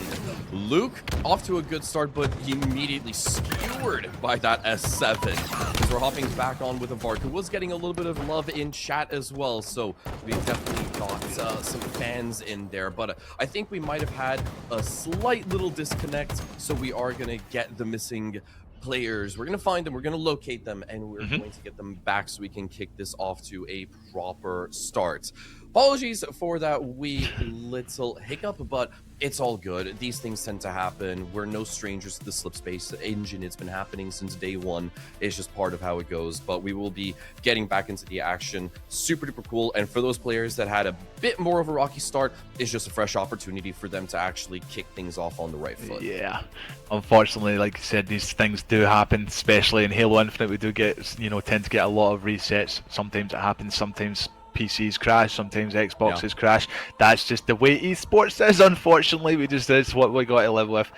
But yeah, you know, I mean, if you've had a rocky start, it's a good time to reset yourself. You know, as you can see, Tudor, there is an S7 sniper in there. I did see that getting picked up. We did see Reed in there. Reed was about to do some work, and you know, an absolute big massive shout out to all of you guys. So I can see we've got, you know, quite a busy stream today. We're just touching over 68 viewers on the EHL channel. Thank you everyone for being here today to support the Bukie Christmas Beatdown. And while we're waiting, you might as well go and get yourself a little hot chocolate, get yourself a little snack, you know, put some marshmallows and whipped cream or whatever you want to put in, you know, whatever you want to put in your drink. Get a little bit of Christmassy spirit in there. But yeah, Tudor, so far so good. So talking players, we have the big ones. So like Chaos, we have Ashen Reese, we have Suspense, who was a previous Bukie Beatdown 7 winner, you know, finishing, you know, hot last time, who, you know, obviously did win that last controller. He's looking to try and find himself a second. You've got your Warlord in there, and you know, you've got your other players as well that are potentially looking to try and take this #1 spot. But like I said, Ghost Town, it's going to be very scrappy, and it's going to be, you know, like we said, the numbers are down low, but looking like the lobby is loaded up. We are good to go again. Tudor, buddy, let's hope we get a successful run. And as you can see, our players are locked in. TK2 sitting here, looking like he's good to go. All the players looking like they're good to go. And as you can see, our wonderful observer sitting there, Infinity, who's doing a lot of background work to this. A big massive shout out to him. He needs his recognition for what he does for this stream, the work and everything he puts in as well, ladies and gentlemen. Infinity is the man. He is the tech god for when it comes to this stuff. So a big massive shout out to Infinity as well, who's in here, you know, in his own time, putting up a good show. Yeah, does that basically week in, week out for all of our HCS shows here at EHL. And also a big shout out to Meg, who is doing the in-game camera work as well, while Infinity is pushing all of the buttons, making sure that the stream looks good, and is doing all that vision mixing. Those two make such a wonderful pair. Much love to the both of them for showing up consistently and putting up wonderful shows just like this one. But we can go ahead and stop the Christmas waffling, and we can get back into the action. Yes, sir. At hand right now. It's gonna be, even though I really wish I had a thesaurus next to me so I can find a different damn word, but I'm gonna say it for like the nth time, a scrappy one. Yeah, looking like it. And Ghost Town is obviously going to be a smaller map as well. It's not quite as big as what you saw in your Fortitude or your Command Assault. So we do have Chaos here with the Boom Booms, looking to try and get that kill, does get that assist on it, looking to try and reload that rocket, does get the rocket out and kills Zonda, does get the trade. And we're now on here with Reed, looking like it's a right good scrap in this little room in here. Everybody seems to just be flooding it. I mean, guys will just be pushing sound at this moment, Tudor, but yeah, scrappy start. We saw some rockets getting fired. Warlord does have them, looking to try and reload them, does get the kill, no problem. And we're now on screen with Remote, looking to try and find a nice double kill here, but does not get the double. Gets Doesn't none of actually, them. doesn't pick up a single one, Tudor. Doesn't pick up a single one, unfortunately, but does get the assist. Yeah, those two players, I think they just exchanged trades with the melee. So Remote is going to be a little bit disappointed about how that particular engagement unraveled, but it's not going to let him deter, or that's not going to deter him from starting to put up some more numbers as well. He's currently third with 7, and he does have eyes on Warlord. Does manage to thread the needle, a bit of a tight angle on that one immediately. Just going back to harass Marsh, finds that easy frag, but does get punished for his war crimes in the server eventually. Yeah, and we're now on screen with Catch the Kid, looking to come against Luke, but Luke, with his name, is too good and takes him out.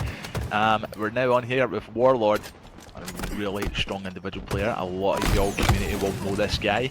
He does a lot of good work as well for himself. And as you can see, that overshield is coming up, and this player here, Reed, is looking to try and grab it, but is unfortunately not able to pop it. Now on screen with Avark in a scrappy situation. He was fighting 2 Spartans at the same time there, does walk away with an assist. Now Harsh with the Boom Booms, looking to try and maybe get a little pocket rocket off here. Let's have a look. Is he gonna make it? Is he gonna do it? Pocket rocket does get Reed. Oh, he gets the assist. It is unfortunately taken out. Rockets just not performing as they should, unfortunately. Just missing that explosion. What can you do? You're gonna have some of those moments where you just come a little bit too close. The Rockets, unfortunately, not working out for any of the carriers in that little sequence as well. Chaos, though, 18 kills, top of the leaderboard, leading the charge. This man, he's got a mission, and that mission is in the form of our grand prize. The controller itself, he's hungry for it. He's not stopping. He's pulling out all the stops to try to make sure that he walks away. It's a bit of a shame that we can't exactly have, like, you know, a supplementary prize for the best overall performer when it comes to, you know, high kill counts and that kind of stuff, but we will eventually get there, don't you worry, when we're back in, or when we're down to our 2 remaining players. TK2 breaking even 9-9 in this particular map thus far. Does eventually hit double digits as well. Plasma Grenade does not stick, so he will get absolutely nothing from the grave. Yeah, and as you can see, Chaos with the 19 kills is sitting strong. Like you said, he's hungry for it. But at the same time, so if I'm sitting here with 20 kills, yeah, I want to keep grinding out, I want to keep playing warm, but I don't also want to burn myself out too much as well, because if you burn yourself out too much, you might be tired for the next round. So just, you know, these players are obviously, you know, if I'm sitting with 20 kills nice comfortably, I'm just kind of sitting back, taking my time, because I know I'm okay. And we do get a nice triple kill there for Zonda, looking to try and get the overkill on Avark. Avark not giving him that shout. Zonda trying to stay alive, but that is another beautiful triple kill there from Zonda, putting up a high performance. We're now on with Catch the Kid, looking to come up against TK2. does get the kill assist. Looking to try and stay alive here, does get his shield back, putting down that beautiful shroud screen to try and keep himself covered. And now making plays to try and stay alive on this ramp. He is in a sticky situation, players all around him. Oh, catch the kid, he gets taken out, but a massive good effort to him. I was holding my breath because there were a lot of very uncomfortable positions that he managed to find himself in, unfortunately, and this map is already, you know, it's definitely a lot smaller, but it's playing out vastly different compared to our two larger maps that we have seen thus far. There's a lot more surfaces that you can bounce grenades on, and that's kind of been sort of like the name of the game. Everyone just turned into an artillery unit. You're sending down, you're equipping the mortars, and you're just bombing everyone left, right, and center. So I think that's got to be the most annoying thing to actually deal with. I like this from Luke as well, and he's eventually going to go back on the chase to see if he can shut down this player. It's looking like a bit of a Tom and Jerry scene, but he does eventually box him down. So good stuff coming out from Luke. That drop shield tactic didn't quite work out as he anticipated though. You love to see the cat and mouse play, man, when players are chasing each other like that. And you can see we've got Reed here still in this tournament, ladies and gentlemen. He is sitting here with his 10 kills comfortably, does get taken out, puts himself a little exposed there, you can say. And we now have Icy Vermin getting taken out. We're now back on, catch the kid, whip a double kill, but is taken out. And Zonda look to try and get a kill on Kim. Does get the kill on Kim, look to try and stay alive, but is unfortunately taken out. TK2 with the spawn up. Playing nice and easy, nice and sneaky. Sees Kim, gets his shots on him. Kim using those pillars to his advantage and using it for cover. And now on with Icy. It seems to be that there's different types of the map, Tudor, that the players are playing on. Like, you've got that area there, and then you've also got that little room that people keep going back to and fighting like crazy in there. Like this room here, so you have the different rooms. So this guy here with the camel, Reed, with the no scope beatdown, beautiful work. Kim there with the overkill. Kim does get an overkill, ladies and gentlemen. Unfortunately, we did not see that screen, but we do have Reed sitting with Camel looking to try and get some no scopes. Does take out Ash and Reese.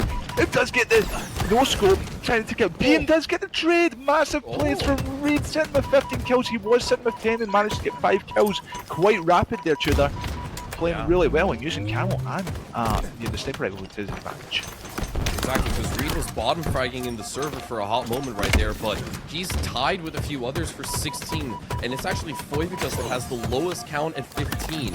So Reed doing a brilliant job of keeping himself within congestion. Nice little catch from the kid himself, finding 2 1 HP, 1 shot players, so he'll easily take those dog tags and add it to his service record. But from behind, it is going to be remote that he somehow beats down. You're not supposed to be winning that at all. He might even get away with a 4th on his life right now, but he's going to quickly catch his breath. Shields up, guns up, and he's looking for some more action to chomp down on. Catch the kid, catch the kid. Yeah, you've got to catch that kid because he's out here frying right now, takes out Reed. Catch the kid with an amazing performance there. Warlord now on screen gets taken out. Warlord sitting here with 24 kills, but Suspense and Ash and Reese sitting here with their 36 and 32, along with Chaos is on the 31, so they are in their 30s, ladies and gentlemen. This map has been very scrappy and very exciting as well. Loving to be casting it here today. A lot of good moments, a lot of good fights. As you can see, Ash and Reese getting those clean bandit shots, looking to try and get the double kill on Zonda. Gets the double kill, no problem. Now chasing down here towards this little room that I'm talking about. Does see the camel play, can he get it? Does get the camel, will he stay alive? But unfortunately the camel is burned, but a massive good play for him for going for it. Tudor, what an exciting couple of minutes, or should I say a few seconds that was, with the amount of scrappiness that was going on there. Yeah, it makes me think back to when Reed actually had that camo for a little bit, because these players are constantly on it. It seems like you've got absolutely no privacy at all on this map whatsoever. The moment that you can even get an active camo going, it just quickly gets extinguished, and that's the case that we're seeing so often. But you've got to capitalize. You've got to be like TK2. You have got to punish everyone for merely existing in your world. And he narrowly gets away with a 30-second frag but it was Ashton Reese that was on a 42nd, now 43rd. A massive individual performance in my previous theory in saying that, oh, we're not going to see that big numbers as the day progresses. Yeah, completely debunked by some of these players. It's utter insanity that we're witnessing. Zondit could potentially blow my mind here as well with the S7. Finds a nice little easy cleanup. Whoa! Talk about perfection on that swing. So quick to act, so quick to just magnetize that S7 for another frag. Oh my god, what did I just witness there? That was some extremely good plays there from TK2. He almost got the overkill as well with the ninja. He went in, he got that triple kill, and you can see he went with the bounce back to try and get the ninja. If he put off, he got that there, that would have been probably the best clip of the whole Bucky beatdown so far. But these players are playing unbelievable Tudor. Absolutely excited for him. We've got another double kill here from Tarsh. Gets a triple kill, but is unfortunately taken out. And that will be that first round on Ghost Town, ladies and gentlemen. Oh my god, Tudor. That was some crazy stuff happening right there. There's the replay. You guys got to go in. He gets the triple kill on Harsh. Does like to try and take out Remote. Goes for the ninja, but unfortunately gets taken out. If anything, I would say that was a ninja, but it did not get accepted. What an absolute play. And then you've got the beautiful double kill from Zondit. Boom! Haircut. Look, it's too good. Taken out one more time with that beautiful no scope headshot. Unbelievable plays from a lot of our players there, Tudor. What an exciting round. And I'm so happy that we're getting to see some of these replays towards the very tail end because my heart is still busting, it's still thumping. That map was so exciting, and I was absolutely shocked to look down at the timer and see that it was flashing red because I really wasn't ready to kiss that instance of Ghost Town goodbye. But we will have to kiss a couple of players goodbye for today. Avark, Reed, Icy Vermin, and Remote unfortunately not making the cut at the very bottom.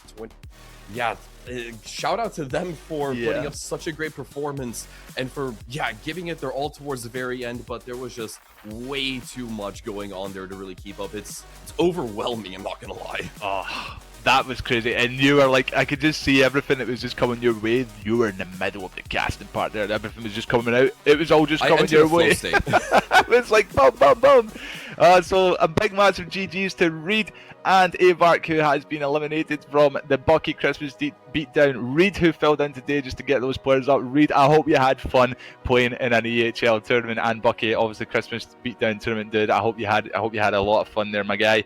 And Avark as well, my teammate from HSK. A big massive GG's to you, my guy, as well. We do have scrims on Monday. Lock in. So, so yeah, big massive GG's to you guys. Thank you for showing up for the Bucky Christmas beatdown, and I hope you guys have a beautiful Christmas, and I hope you get some beautiful Christmas dinner, some of that good stuff, some of that turkey, some of that. Reed was robbed. I've seen that in the chat there. Reed was robbed, but oh my god, what an exciting round for Ghost Town. And like I said, we're now down to less players against Tudor, and you know, everybody's absolutely killing it.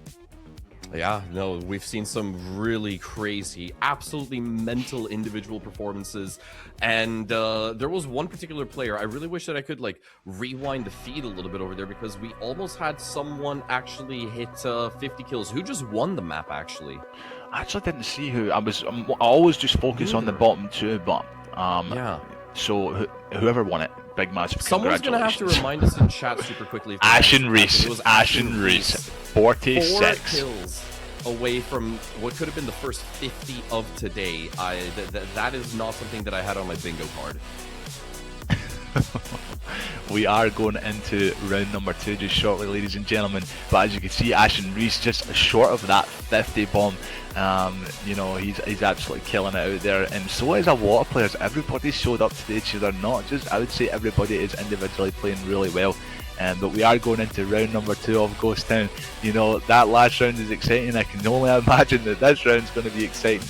These players must be getting to the sweaty point. They're like, God, we just got to keep going. We just got to keep going, Tudor. We just got to keep bouncing. We've got to keep killing. And we are on screen with Remote looking to try and get that first kill. Takes out Look Too Good with that perfect kill. Warlord looking to try and grab that overshield. What has been grabbed is Suspense with this active camo. Somehow, that's not a ninja beatdown. I feel like Suspense just got robbed there a little bit.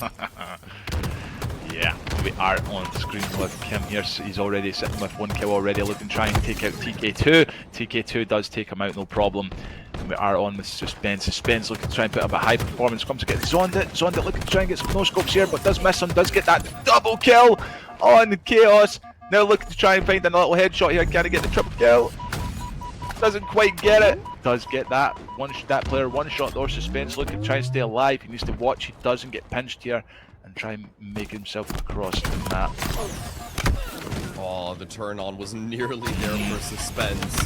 One more shot in this S7 for Dean to work with, but it's going to be harsh to take him down if I'm not mistaken, or it might have been Luke. Either way, hopping on with Foivikas in a very sticky situation, caught between a rock and a hard place, or a crate in a hard place, if we're going to be literal about it. No chance in hell he could have made it out of that one alive. And immediately within the first minute of action, give or take, TK2 once again leading the lobby. Luke has managed to somehow piece together this spanker. So this has the potential for some purchase, but no. Absorbs a stalker rifle and then blows himself up. Yeah, unfortunately there for him, he did blow himself up with the rockets. What I did notice in that rocket skin though was an old Season 1 skin, which I haven't seen in a long time. Yeah, G2 skin, I haven't seen that skin in a long time. It's one I never ever got to purchase, but they were looking good, but unfortunately didn't get to use them. We are now on screen here with Ashen Reese, who's sitting here with 9 kills, but TK2 is sitting with the 11 shooter, looking to try and find some overshield play. Does manage to pop it off. Ashen Reese looking to try and find some blood here. Looking to try and be aggressive with this overshield. He has to try and get himself looking for Spartans, which he does. He finds Phoenix, will get that kill, no problem. Phoenix nowhere to go as Ashen Reese gets that perfect kill. Again, Ashen Reese being a high performance player. He knows what he's doing, he knows how to shoot, he knows his angles, like you said, Zondit taking out no problem. His aggression is always there. He just pushes and pushes and pushes. Watch this player time and time again, and like I said, he's one of these players that's improved highly in my books. Like, you know, amazing to see. But yeah, it's looking good, Tudor, it's looking good. Exactly, it's looking really good. It's looking super competitive. Ashen Reese traded off with Icy Vermin. Ashen Reese looking to potentially go for, what is it, a third map win over the course of today. Could potentially happen. Suspense does get one. He will pick up that little sonar to try to keep an eye out on whether or not that S7 is being picked up. Easy little find onto Being. Second one onto Chaos, as easy as you like. Not enough for him to actually claim that first spot, but he is slowly starting to work his way up. Narrowly dodges death, but still remains on the door. And it will be Vikim that just kicks it wide open. Yeah, Vikim there kicking it wide open and looking to try and find himself some more kills. He is sitting here with 9. Does need to get a little bit more just to get himself comfortable. Does find Zondit, but comes up against 2 players. Make sure he gets that trade before we go out. I believe Chaos does have the sniper rifle. We are on him. Sorry, Catch the Kid has the sniper rifle. So we are on screen with him. Let's see what he can do. It seems to like the sniper so obviously spawns over there. So these kids will be over here trying to get it. And he does get that nice headshot there. Looking to try and find some more heads. Will he find it? Zondit's going to play. Will he get the no-scope? Nope, Zondit takes him out. Zondit looking to try and pick up that sniper rifle, but Zondit is taken out. Very scrappy situations. These players are feeling the pressure now, as you can see, Tudor. Got Harsh here sitting with 12 kills, looking to try and kill Catch the Kid, but it's unfortunately taken out. And TK2 sitting with 19 again on the 20 with the double kill. Taking his time, looking to try and find remote. Beautiful grenade, gets him one shot. Will he finish him off? Should be able to get this. Yeah, he gets it, no problem. Looking to try and get more. He's sitting here 21. Looking comfortable, TK2. He's looking very comfortable. Takes out Chaos with that beatdown. Still half shield in play. Look at come against Remote. Goes for that ninja, but Remote says no. Yeah, he's wise to his antics. Not gonna let him get away with that particular instance of debauchery. Catch the Kid looking to avoid catching hands this time around. Wants to actually throw them out. 15 kills to his name, 6 on the leaderboard. Doesn't even secure a trade in that instance. A bit of a rough exchange going on, as Remote will also be taking down himself. Victim from afar cleans up a very, very hurt Spartan. Potentially a second one to be found, but no. Suspense pulls the rug from underneath his feet instead. And Kim here getting some so close. crazy shots there, man. Just absolutely rapid firing at the hip there, trying to get himself some kills. But Kim unfortunately does get taken out. Zoned with the Needler, using that sandbox as ability, trying to get a little Needler kill. I love to see Needler in play. Good to see, good to see. Warlord actually struggling this round, sitting here with his 13 kills. He might be getting himself a little bit comfortable. Catch the Kid sitting here with 16 and gets himself into a sticky situation, but does not manage to get that stick on Warlord. And as you can see, Phoenix takes out Warlord, no problem. Very scrappy. We're on the death cam here. Catch the Kid. That sniper rifle is in play, Tudor, and so is the camo. And it looks like Catch the Kid is trying to get it, but Suspense picks it up. Suspense is unfortunately going to burn that camo, but he does get the trade. And now Zond, that overshield is in play as well, I believe. Or it's not, it's the Boom Booms. The Boom Booms are in play. So if whoever gets the Boom Booms can potentially get themselves some nice little kills here. Especially if they come into a little mosh pit area. Looking like Zondit's got enough space right now to go for those spankers, but the respawns are coming on through, so he's got a lot of different things to juggle, a lot of different responsibilities to try to piece together. It's even entirely possible that we might not see those spankers actually get picked up because they might just be impossible to attain. No one's really trying their hand at going for them, and Zondit's actually got a better play in mind. He's going to use those. He's going to use that power weapon as bait instead and just easily pick off some of these hurt Spartans. That's a piece found right there, and this could just be the tactic that he sticks with for the remainder of this map. Yeah, as you can see, he's got himself some amazing angles there. It's unfortunately taken out by Catch Kid, but Zonda was in a really good play there. As you can see, he was just looking out and getting them angles and just picking up all those kills, which was really good to see from him. But we do have those rockets in play. He did try to go for them, so the rockets are now down on the floor waiting for someone to pick them up. We do have the sniper rifle here. Suspense looking to try and get a headshot. Fortunately taken out. Now on screen with Remote, looking to try and push this top mid area. Does get shot in the back. It's one of them ones you need to try and... Chaos with the overkill, ladies and gentlemen. Chaos does pick up an overkill. So he is absolutely frying out there. Warlord taken out. Now on with Phoenix, who's sitting here with his 24 kills. Chaos takes him out with that rocket launcher. Does pick up that double kill. Chaos absolutely frying here, but is unfortunately taken out to the... Chaos sitting with the 30 bomb. Yeah. Icy Vermin tied with the 30 bomb, and it is TK2 once again leading the charge. 33 to his name thus far. Ashen Reese somehow managing to get out of that situation relatively unscathed, so he does live to fight yet another day as we're hopping on with the top fragger himself, TK2, looking to see what he could potentially put together. He's creeping up behind Zondit, and this should be a freebie. Doesn't even take a melee damage, but he will have to forfeit the exchange to Suspense. Actually, no, he's double dipping, and that is a costly mistake. Look too good. Looking to try and come down here and sneaky beaver his way into Ashen Reese. Does take him out, catches him out really good there. Finds Chaos, does get Chaos one shot.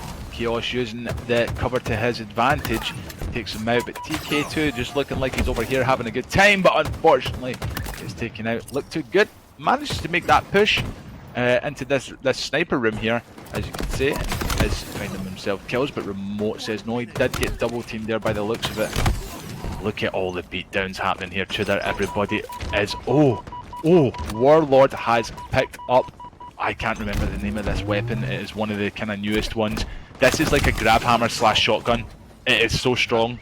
I'd love to see That's him insanity. The Boom Booms are in play.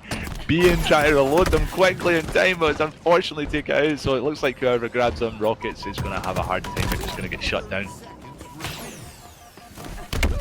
Icy Vermin. Another unsuccessful ninja attempt added to the list. We haven't really seen too many of them in Ghost Town overall. But quickly looking towards the scores, things are looking a little bit rough for Being and for Luke, who are in the elimination zone, moving into the last 10 seconds of this map. Zondit as well, 34, hopping on with him, but it's just about all said and done.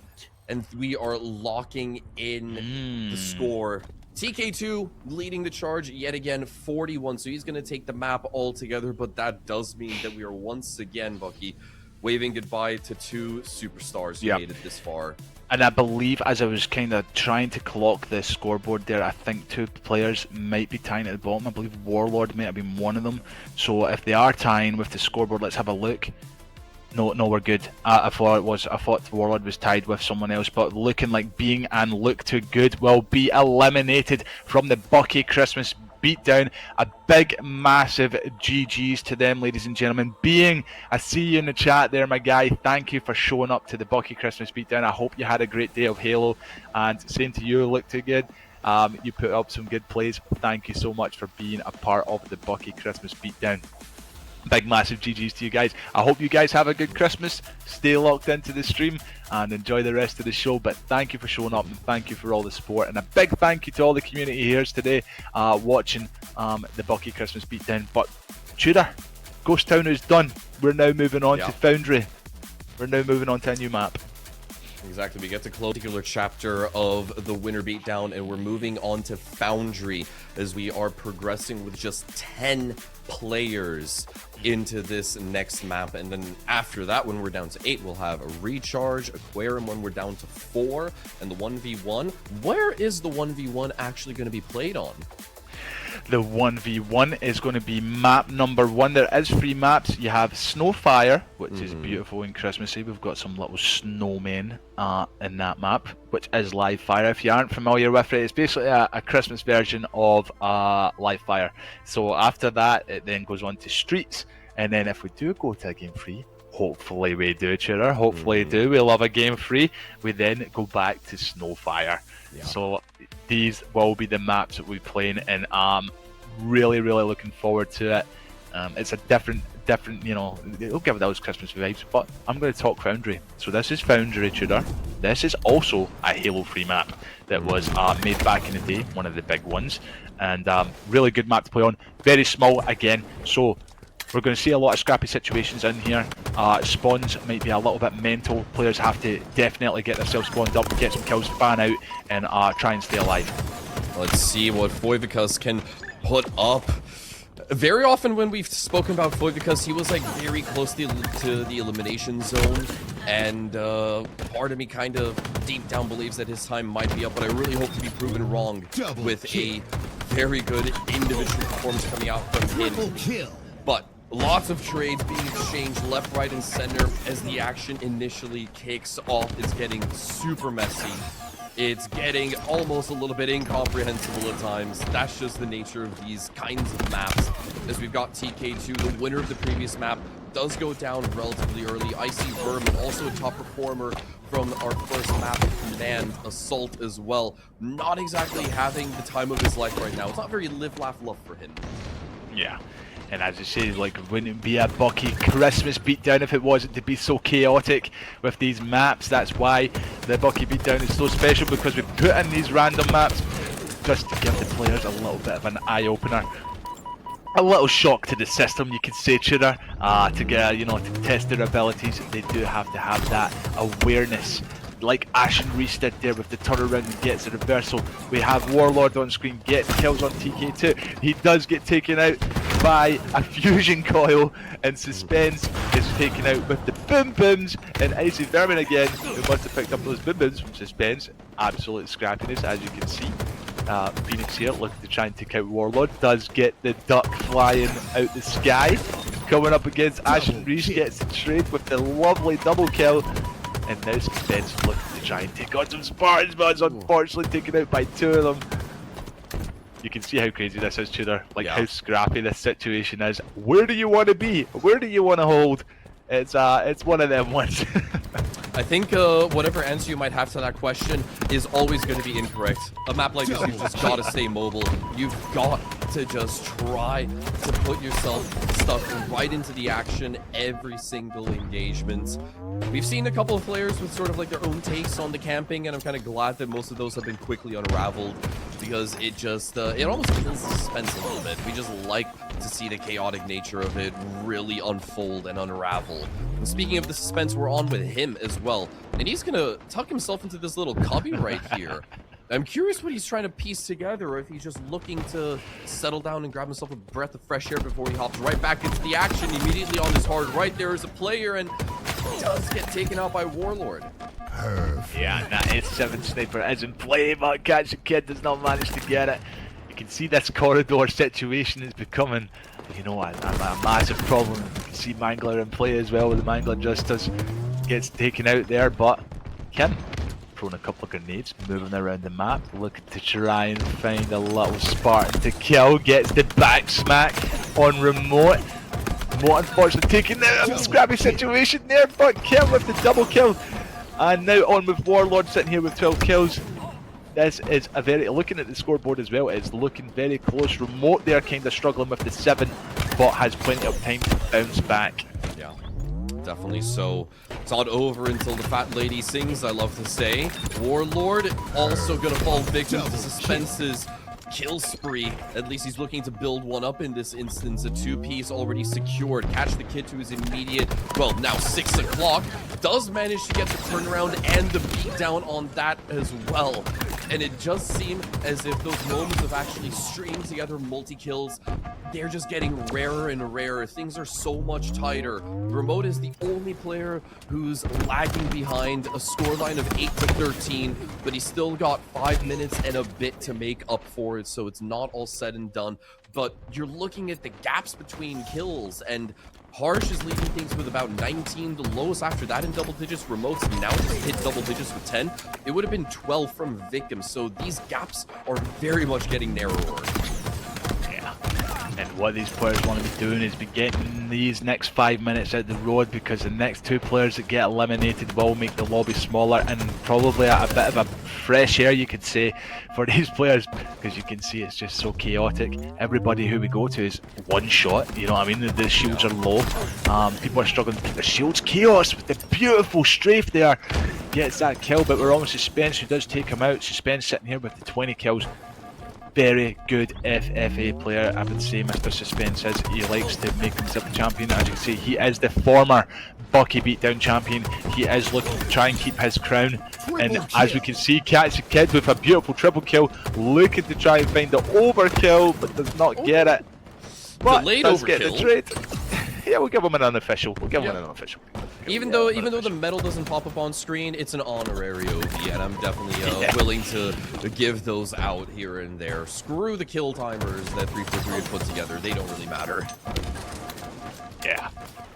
Catch the Kid, 21 kills, but you can see this, you know, scoreboard is looking very tight, which you can see. But I want to mention one player right now.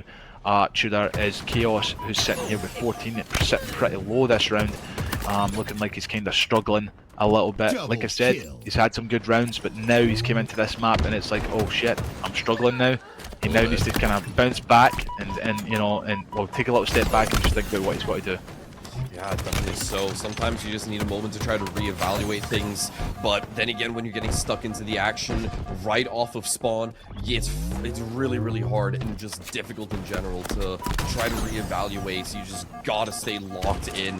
If you lock out, you basically can just write yourself off in this competition. S7 doesn't find any purchase, but a double beat down. Victim with a left, right, and good night will take, or Victim, yeah, with a left, right, good night will take down his opposition, and he keeps the sniper alive. This could be massive. Yeah, and as you can see, look how fast he's moving. You can tell he's a mouse and keyboard player. He's an MNK player. The speed of him, the way he is moving around the map as well, is just unplayable. But that stick there, Suspense manages to get the trade on. Now we're on Catch the Kid. This is looking like a little bit of a scrap. Oh my god, return to sender, Catch the Kid with the return of the rocket. Unbelievable for Catch the Kid. Great reflexes there from the boy himself. manages to get that rocket returned, and you love to see it, Tudor. I love to see a bit of repulsing happening on the map. Good plays from the player all round. Now on with Harsh, sitting here with 31 kills, and Icy Vermin with the 21. 9 plus 10 for Icy Vermin. Maybe he can get himself out of the danger zone. It's currently Vickham and Remote, the only two players yet to hit 20. And there's 2 minutes and about 15 left to play. Still a lot of action, a lot of uncertainty, a lot of question marks. And the suspense on 1 HP will get taken down before he can hit dirty 30. Zonded and Harsh, they're the only two players who have surpassed that particular mark of kills. TK2 struggling to keep his life intact. A bombardment of nades and a beatdown to send him to the death screen. Not going to be happy with that particular conclusion to his life. But from up above, Chaos tries to string together another sequence, does get taken down. Ashen respawns himself a double. Drop shield buys him some additional time, but doesn't get the kill. Unfortunately, gets taken down. Just misses that last shot there as he put the drop shield down. But an absolutely incredible play from himself. As I was saying, Chaos must have heard us on stream or something, because he is bouncing back up. He's now sitting with 24 kills. We are almost on the they get taken now. We're almost Icy looking to come up against Chaos. Does he can. Oh, gets the kill on Chaos. Hello. Look, does pick up those boom booms. Oh no, bad time to reload. Unfortunately, but Ashen Reese does pick up those boom booms, looking to try and get them. It seems to be anybody that picks up these rockets, like, you are getting shut Or down. march for death if you pick up the rockets when they're empty. Absolutely. We now have Chaos getting that trade there. We're now back on the screen with Suspense. Picks up that perfect, gets that killing spree. A nice use of the drop wall. Puts down another one. Looks to find Remote. Tries to go back in, but unfortunately gets taken out. Warlord's here sitting with 26 kills. Kim does pick up that sniper rifle. We have 2 snipers on the map, and no scopes happen there. And Chaos, again, 27 kills. He's bouncing back. He's up against Icy. Icy takes him out. Icy here with now the 30 kills. Picks up that sniper rifle, looking for some headshots. Can he find some heads? There's Phoenix. Phoenix manages to go behind the wall. Does get the no scope beat down on Remote. Looking to reload, refreshing himself, does get taken out, and we're now on screen with Zondik. Ladies and gentlemen, 10 seconds left on the map. We have Zondik sitting here with the 38 kills, looking very strong, but Suspense with the 40 bomb does get taken out. And Catch the Kid with 37 high kills in this lobby. It has been a close one, but ladies and gentlemen, that will be the end of that round for the Bukie Christmas Beatdown. Tudor, that was an exciting one. How are we feeling?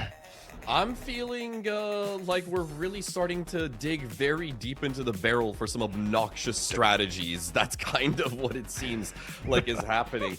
Like, we're barely seeing the sniper really actually find any purchase. All of the duels between S7s have been less than graceful, I think is the best way to sort of envelop and encapsulate that. But we are going to have to wave goodbye to both Remote and Vickham in this instance, 21 and 22 respectfully. Unfortunately for them, they will no longer be able to participate, but shout out to them for making it this far into the tournament. A top 12 finish is still nothing to sneeze at. That's, you know, you've done better than the other half of the people up until this point. You can give yourself a pat on the back for that. Yeah. Absolutely. So Remote and Vickham, massive GGs to you for you guys showing up here for the Bukie Christmas Beatdown and obviously supporting it. And you guys played absolutely incredible today, pulled off some good plays, and don't be disappointed on yourself from where you placed. You guys played extremely well. So a big massive Merry Christmas to you boys when it comes. Guys, we are going to go to a quick break and let these guys get, you know, hydrated, get their, you know, their fluids down, get some water, get some, you know, eggnog, I don't know, maybe a little bit of Christmas spirit, maybe, you know, a little bit, maybe some cookies, I don't know. But yeah, we're going to take a quick break, ladies and gentlemen. Stay tuned in, get yourself a cup of tea, get yourself a coffee, stay locked into the EHL and also the Bukie Christmas Beatdown today, and we'll see y'all soon. Seems right, it never was. We were just stuck into something. Time shows we let it go for too long. Go back, I never could. It wasn't what I was searching for at all. We've been turning upside down. Now things are stranger. Nothing's left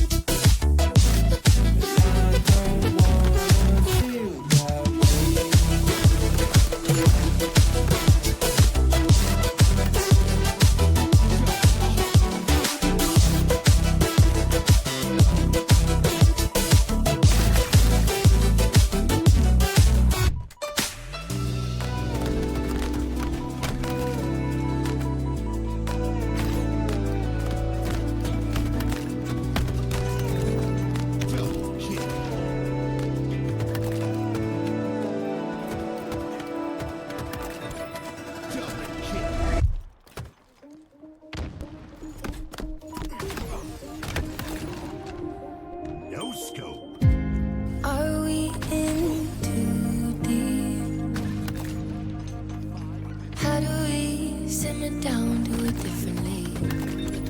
Double kill. This ain't something you wake from day drunk, but it had to be fate between you and me. If it breaks down, then we'll fix what is broken. Yeah, it'll take time, but you know that I'm hooked. All the best things don't get built in an instant. Yeah, we can get back all the time that it took. Play our cards right, take a trip to the ocean. Yeah, back of my hand, I read you like a book. And honestly, I'm circling. Take me right back to the way that it was. Oh, baby, if it's a phase, then we'll both know what it's gonna take. Make or break, I will follow. High and low, you get the best of me. If it's a phase, then we'll both know what it's gonna take. Make or break, I will follow. High and low, you get the best of me.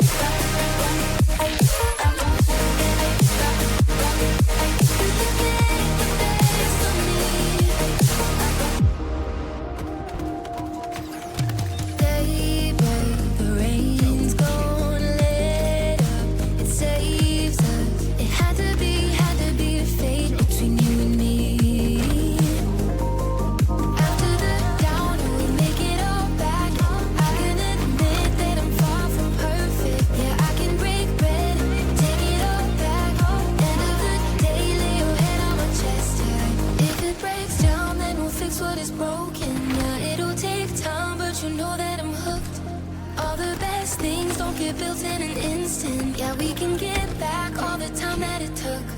Play our cards right, take a trip to the ocean. Yeah, back of my hand, I read you like a book. And honestly, I'm circling.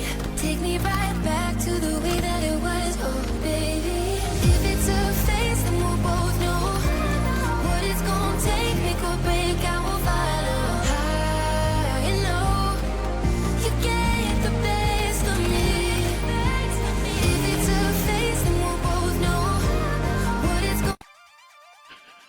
Welcome back, everybody, to the Bukie Christmas Beatdown. We've had a little break. We've had a little bit of some hydration. You know, get our fluids on board for this next tasty round that's coming up.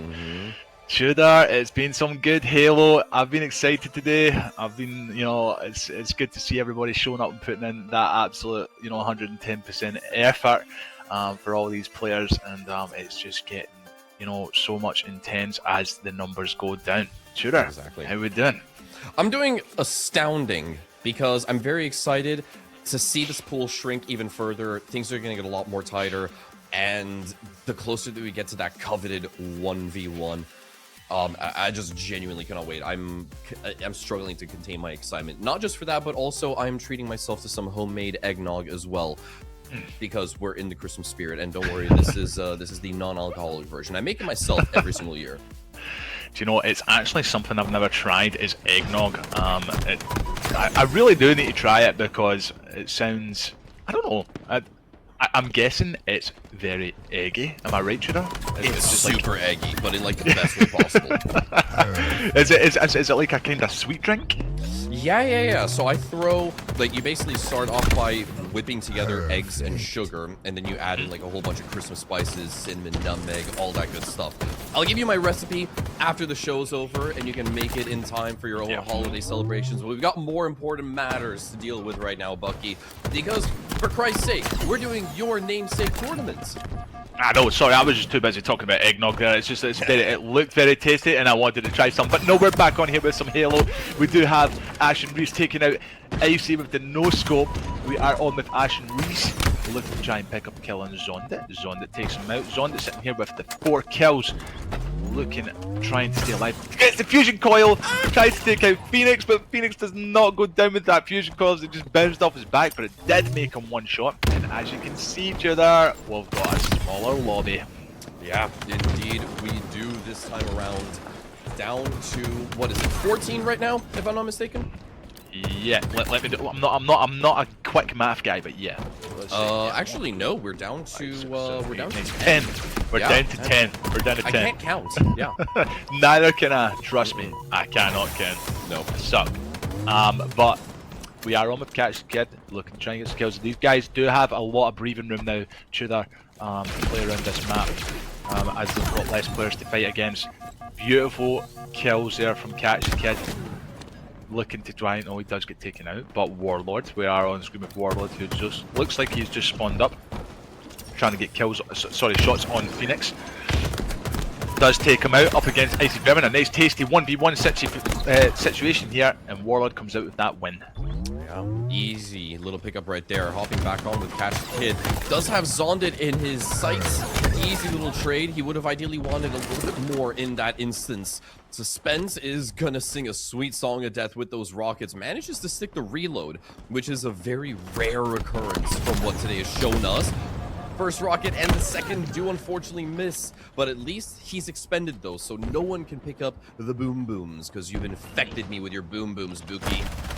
Yeah, so we have Harsh here, who's sitting comfortably with his 14 kills. TK2 sitting with 4 kills, looking like he is struggling this round. And like I said, different rounds can be a different situation for these players, depending on what's happening around the map. You can be in some unlucky situations.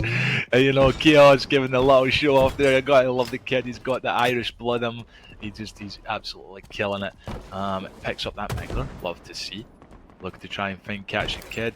Looking like Chaos looks like he wants to hang around this because he knows there's going to be spawners coming up for the players that's dying. So it's looking like he's trying to catch these players out as we speak. Warlord does get caught out, coming up against TK2 with that Mangler. Takes him out, no problem. And in there trying to regain him shield. Bounces back out. Comes up against Warlord with the killing spree for Chaos, sitting here with 13. But Harsh, the man himself, 17 kills, S7 in hand. Let's see, first shot doesn't connect, and Super Combine is not the way that you want to be going out in any instance in a Halo.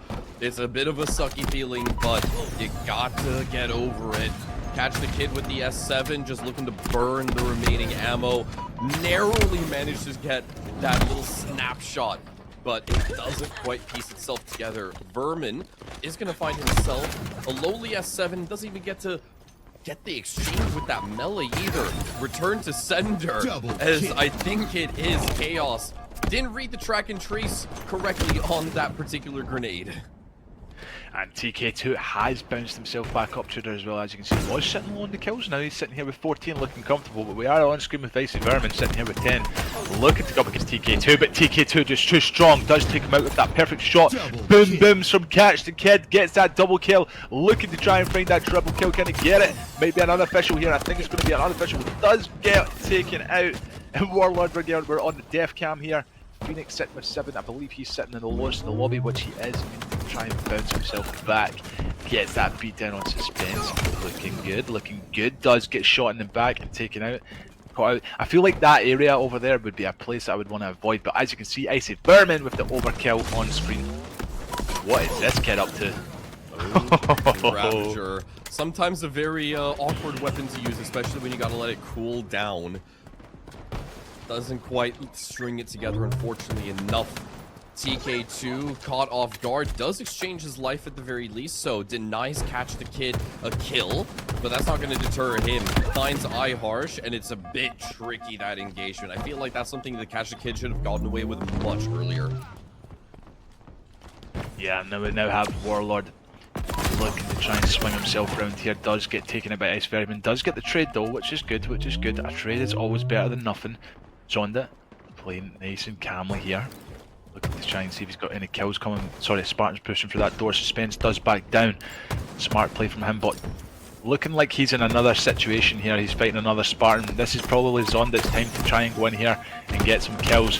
Unfortunately, Chaos says no and takes him out. Icy Vermin sitting here with 19 kills coming up against TK2. Gets the kill assist.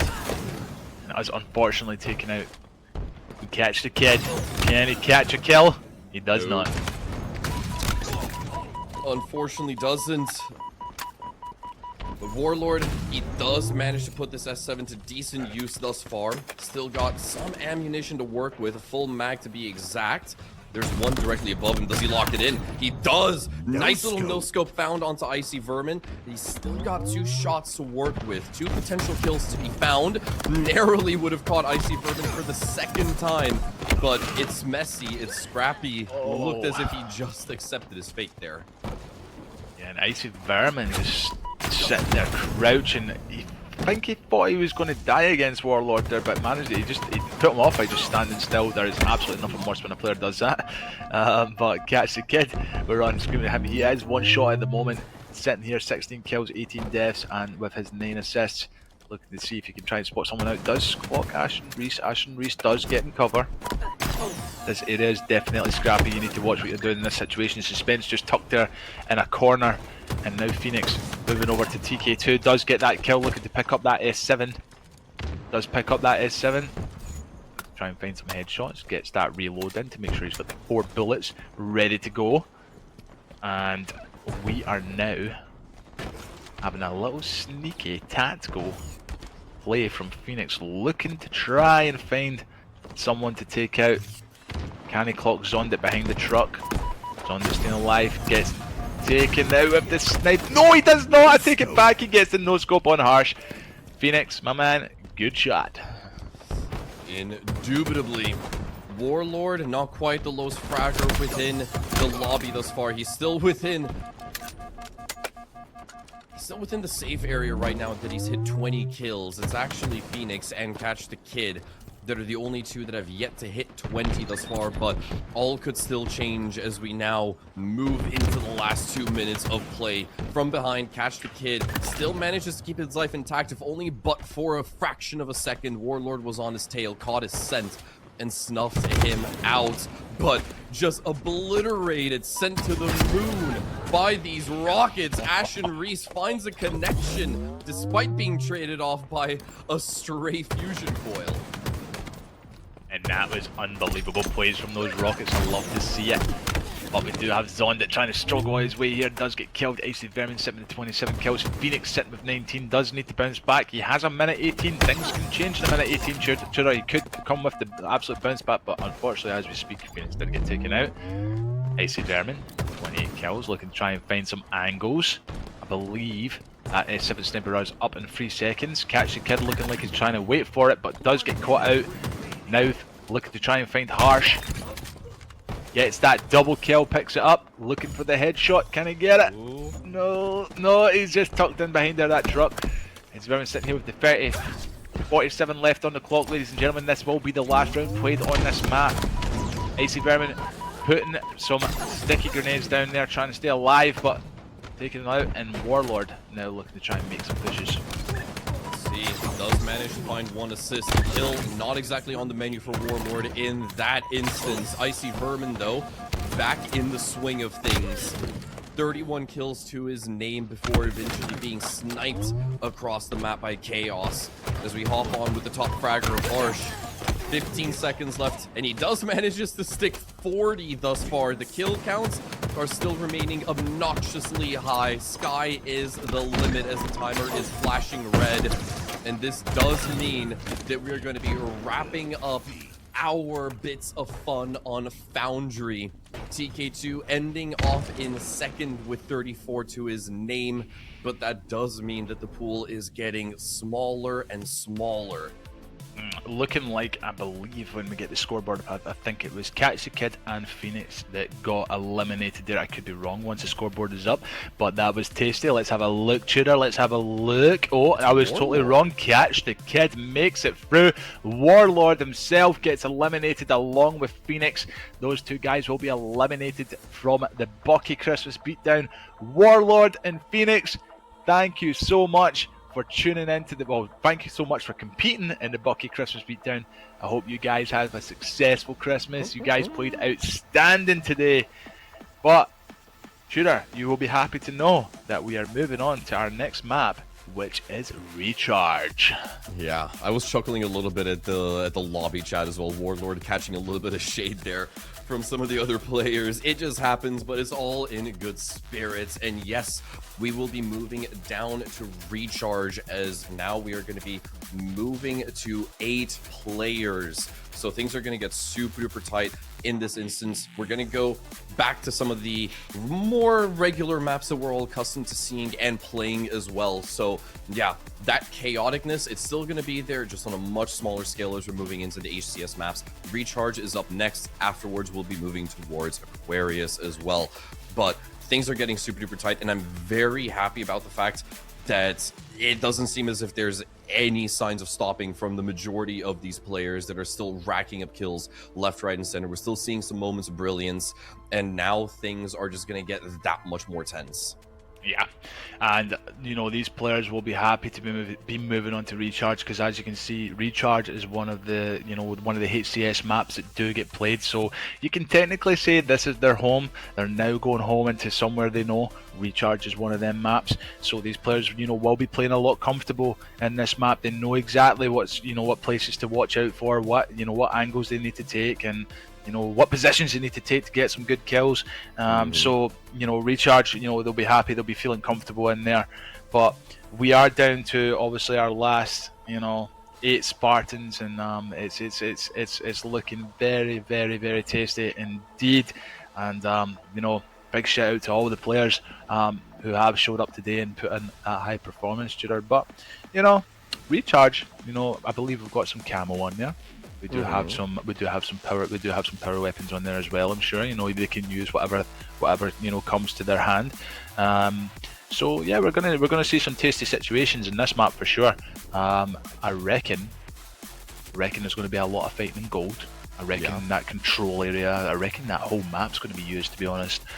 But I'd say playing aggressive on this map's probably going to work out for your favour, and making sure you're getting, you know, those power ups, etc, etc. But yeah, guys, we are going to be loading into the next map just shortly. We do have some players doing a couple of resets right now, so just bear with us, and we'll get on to this next round. But here we are, you know, a couple of replays on board. This is from the start. You can see, I love a good replay, Tudor. You know, you guys see it. Look at all those players we had, ladies and gentlemen, and now it's getting smaller. You can see the lobby there. It's getting much tighter indeed.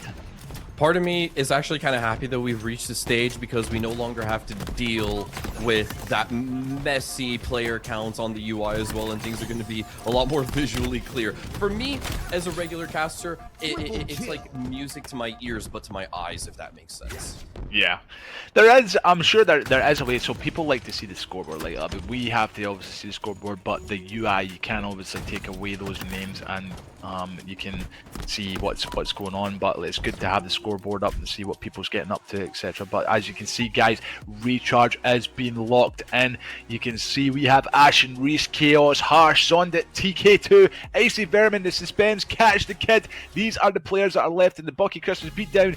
Tudor, I'm excited for this one. It's Recharge. It's going to be an absolute battle in this map. We've got the battle rifle that spawns down Long Haul. I believe we've got camo, it's in there as well. We've got everything that's happening on this map. I'm excited, my man. Yeah, same. And just so that I don't accidentally burn myself out over tonight, because I do want to save all that energy for the eventual 1v1, I have officially descended, and I've put my desk down. I am a backseat gamer for this particular map, but we're gonna hop right into the action, and things starting to look a little bit more normal now as we are down to 8 players already. Kills being dished out. TK2, Catch the Kid, Harsh, and now the Suspense, each finding a frag or two of their own up in that gold side. As you mentioned, this is going to be a hot topic for today's festivity. Shock rifle yet to be claimed by anyone. Maybe it's something that the Suspense goes for. Maybe. Suspense obviously checking that on his door there to make sure that it's clear. It is clear, so he can get his eyes on that shock rifle. Will he go for the shock rifle though? He might actually just take his time here. Does. Comes up there. Does get 2 kill assists on there, but he does have the noob combo in hand, looking to push Whirlpool back into Orange Pipes. Shock rifle still there, looking to try and catch the Kid. Catch him out, which he does. Catch the Kid, he's taken down. Nice little beat down there from Suspense. And you know, I gotta love the noob combo. It takes me all the way back to the Halo 2 days where it was pure OP using that. It's great to see it. A nice little single shot kill there from Suspense as well. Yeah, and I've got to really commend Suspense as well, because he was playing things very cautiously up in that gold service tunnel side, not really trying to, you know, overextend or dig his nose where it doesn't belong. But the shock rifle's finally going to get claimed. Chaos does manage to find a connection onto the Suspense, and he's still got plenty more to work with as he's going to rotate a little bit around. Finds the Suspense yet again, but not the frag. Instead gets found out himself, hopping on with Zondit, a name that we've been screaming so often today, looking to piece together kills from afar, but from behind, from elevator. He's got to worry about Vermin, and it's absolutely picture perfect. Nearly the overkill secured as well. But the plasma stick from the grave, a parting gift as Zondit adds to the tally yet again. Zondit playing absolutely great there down at that Mangler side when he just knew it. He must have been listening out from where those players were coming from, because you can see he got that beautiful nade shot as well. He is one of the players that are looking to try and progress through, should I say, on this Bukie Christmas beatdown. But great plays all round from all these players so far. You can see the leaderboard is very, very tight. Tudor, the kills are very, very close. Ashton Reese struggling just a little bit with the 4, but I reckon he's got a lot of time. He does have a lot of time to bounce back. Catch a Kid does try to catch himself a camel, but this unfortunately gets taken out. And we're now on with Suspense, looking to play his life here. Can he stay alive? Does get that kill on Ashton Reese. Ashton Reese trying to get away there, and the Suspense taken out. Now on with Icy Vermin. Sitting one shot, shooting those plasma nades, trying to get the remote detonation, but doesn't unfortunately get it. Catch a Kid, catches a kill. Looking to try and get some BR shots, does get one shot down there, but Zondit comes up and cleans him up. And unfortunately is taken out. We're now on screen with Ashton Reese.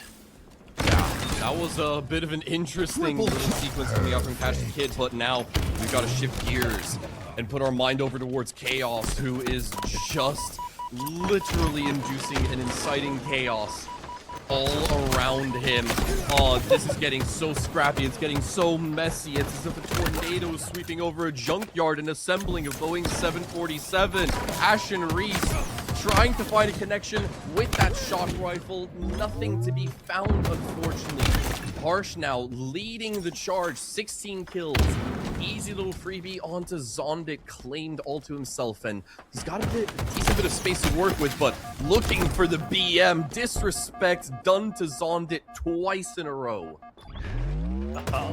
You know, I've got that absolute chills watching this game right now, as these players are making some huge plays. Chaos playing some really good Halo. He may only be 14 kills, but he is sitting kind of comfortably, but he's looking very, very good, my guy, as he's playing some really good Halo. But we are on screen with Harsh, who's leading this lobby with 18 kills, but unfortunately does get taken out. We're now on that C-plat. Chaos get taken out. Icy Vermin. Chaos is playing some really good Halo here, Tudor. His shots are connecting. He's moving around so good. He's coming in. He's getting double kills. He's showing up. He is showing up for the Bukie Christmas beatdown. He is showing what he can do. Trying to stay alive. The way he's moving around the map here is unbelievable. And you can just see the aggression. He is locked in right now. Great to see. Sitting here with his 17 kills, looking to try and catch up on Harsh, but Harsh does get taken out. We're now on with Ashton Reese, who's struggling here with the 7 kills. Looking to find Chaos.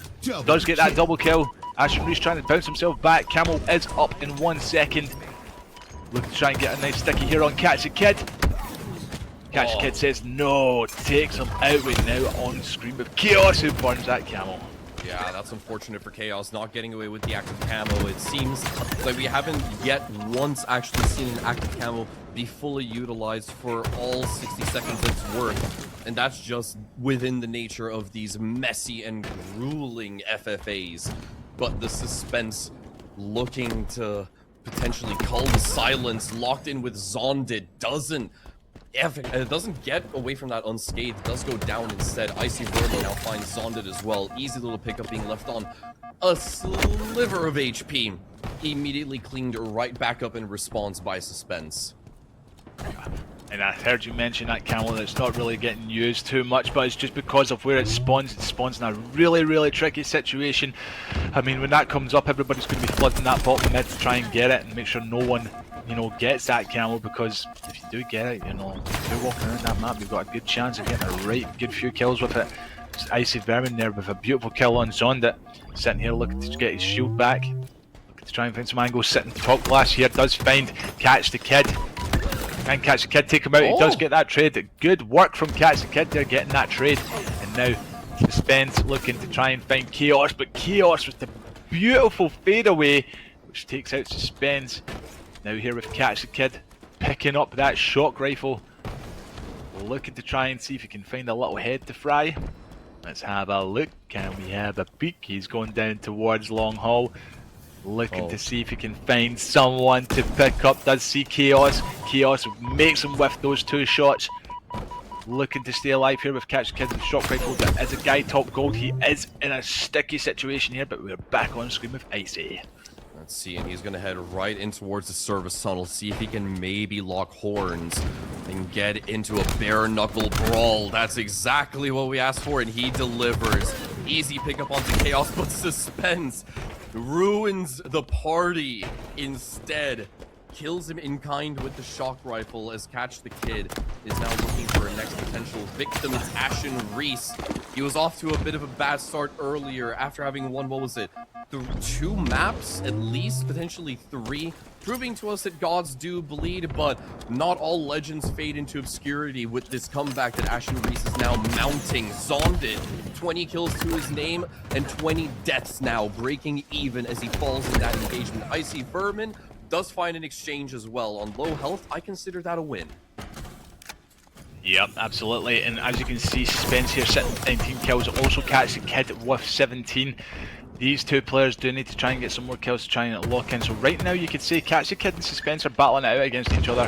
Catch the Kid does need to catch Suspense and try and take over him. But the rest of the kills, I would say, is pretty close. Chaos there does get taken now. An absolute beatdown and a half in that back C area. Catch the Kid still alive. Zondit going down to try and pick him off. Catch the Kid catches him out. I love this kid's gamer tag, it sounds so good. Also on with Harsh here. Harsh gets taken out by Icy Vermin, picks up that nice double kill. More guys flooding into control. Chaos coming up against a 1v1, does take him out. Harsh spawning down Long Hall here. Looking to find Suspense, picks up that 1 shot. Catch the Kid, weak as well, does get that double kill.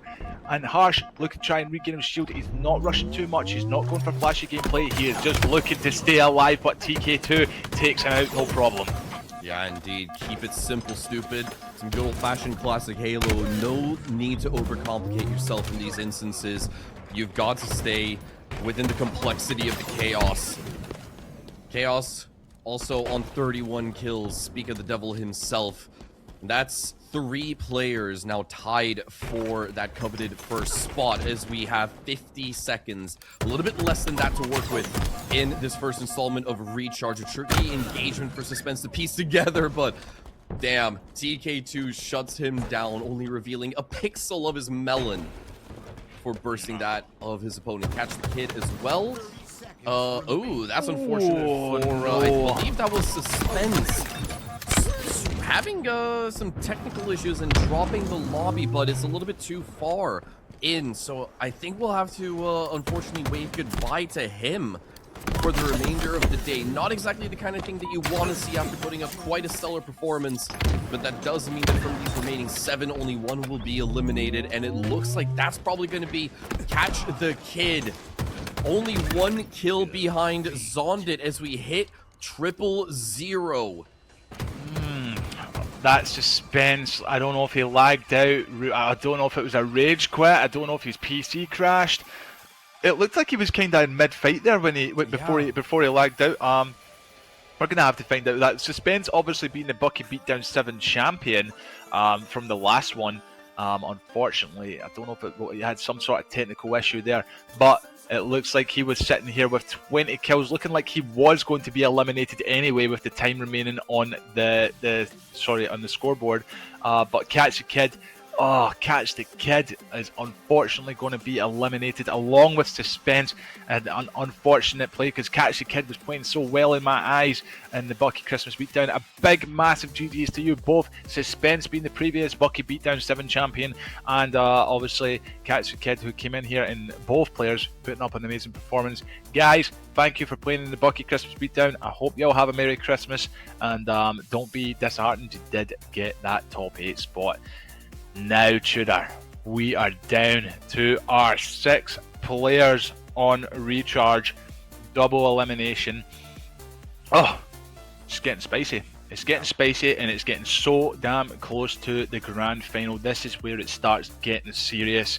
This is where it means this is where you need to find them kills. It's going to be much harder because there's less players to find, and yeah, I'm excited for this one. I'm excited to see what happens in this recharge and see who's going to be our last 4 for Aqua. This is looking good. This is looking really good, and for me, this is going to be a completely new experience because, you know, these maps, especially these last 2 ones that we have on the docket, both Recharge and Aqua, right? They're designed for 8 players, and now we're down to 6.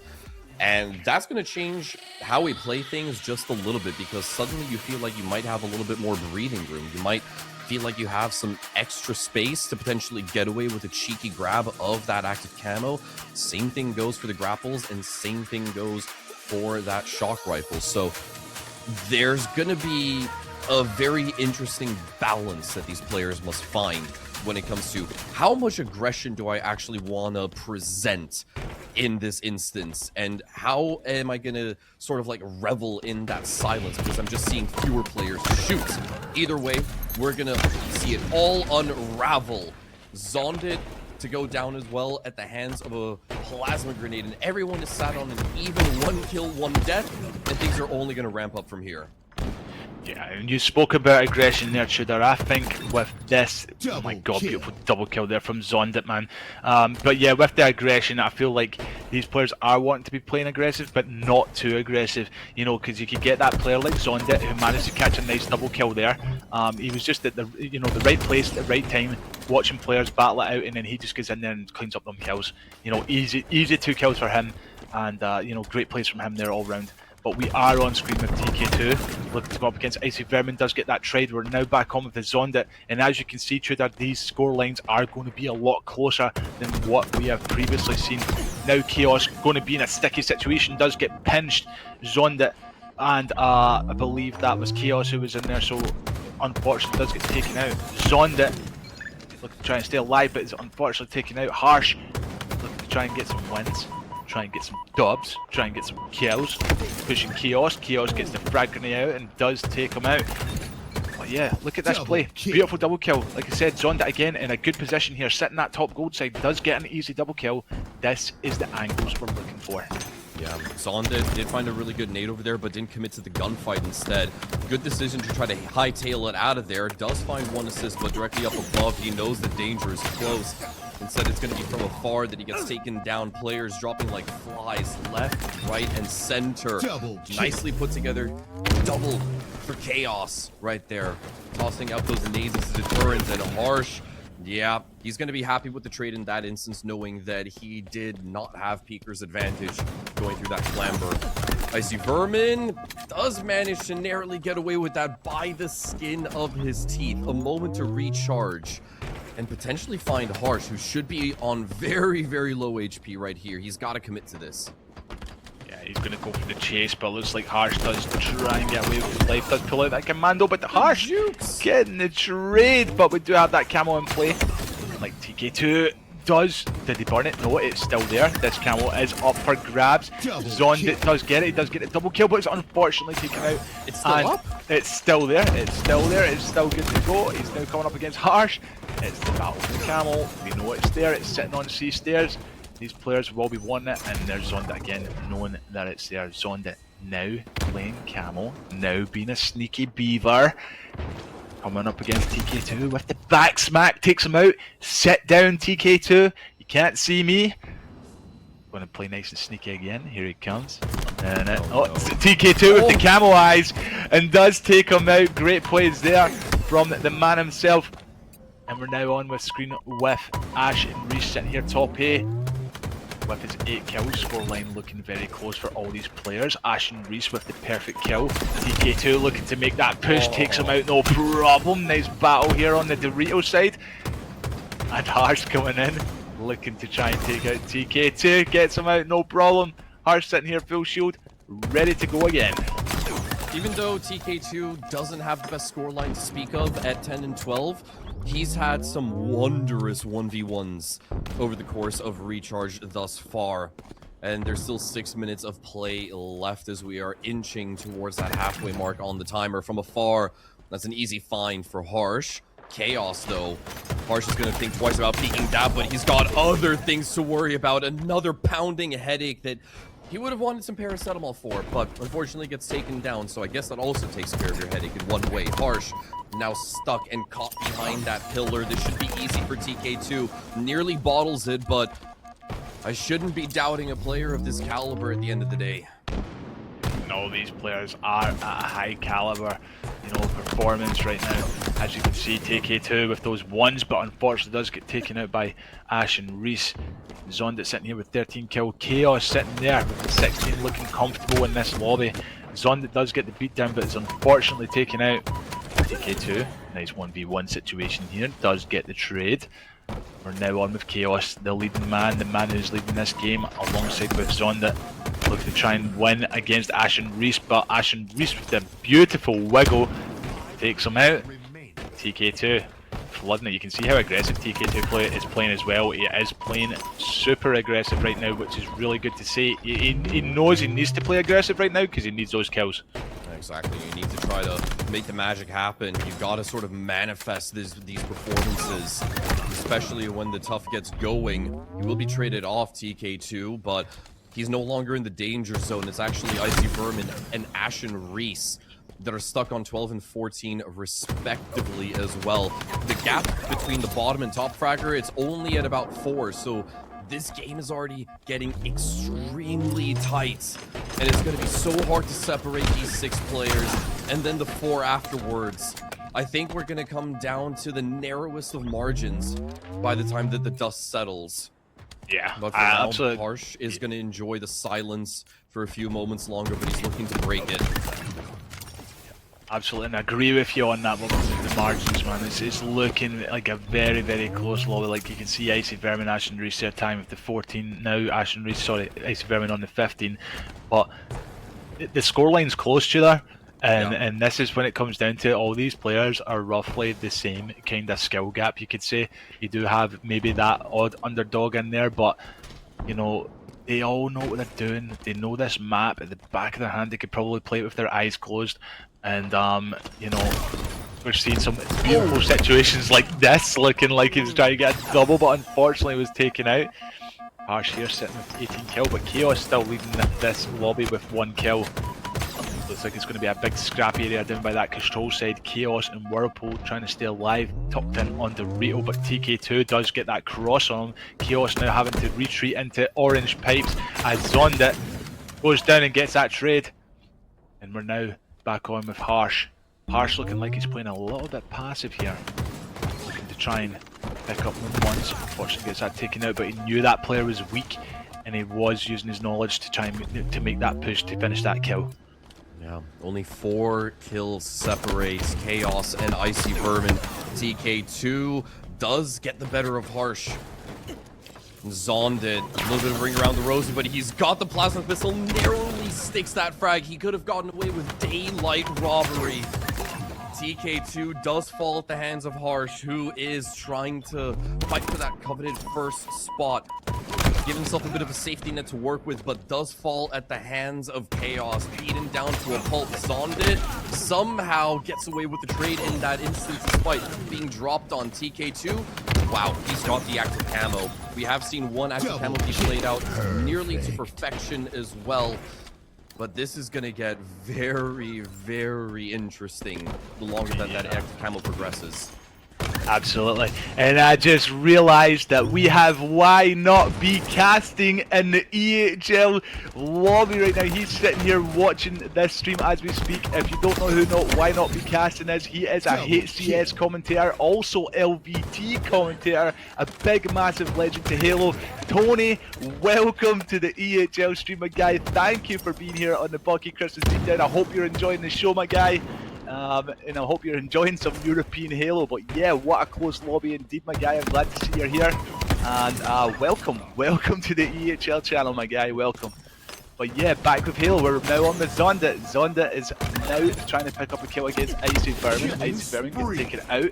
Now on with TK2. As you can see, guys, are almost down to a minute left in this lobby. TK2 going down, picking up the kill against Harsh, does get taken out. Now on with Icy Vermin, looking to try and pick himself a kill on Chaos, who's sitting there. Backledge uses that Shroud Keen screen to try and stay alive, but is unfortunately taken out. Only 50 seconds remain in this lobby, and as you can see, Tudor, it is getting very, very scrappy. Yeah, and if I'm Icy Vermin or Ashen Reese, I'd be nervous. I'd be trembling in my boots, or because it's Christmas, my stockings in this case, because that gap that once was at 2 kills is now extended all the way up to 8. This is very dangerous if you're Icy Vermin, and time is running out to try to make it back to safety. Zondit hits that dirty 30, so we know he's safe and sound. But this shock rifle from Chaos will be shut down. TK2 strings together a double despite the odds, goes to try his hand at the plasma nades, and it doesn't really get strung together, but the timer starts to flash red, and I think this may just be a foregone conclusion, as we will have to wave goodbye to Icy Vermin and Ash and Reese. Everyone else, 27 plus, they are more than safe, as we are now down to a squad of 4.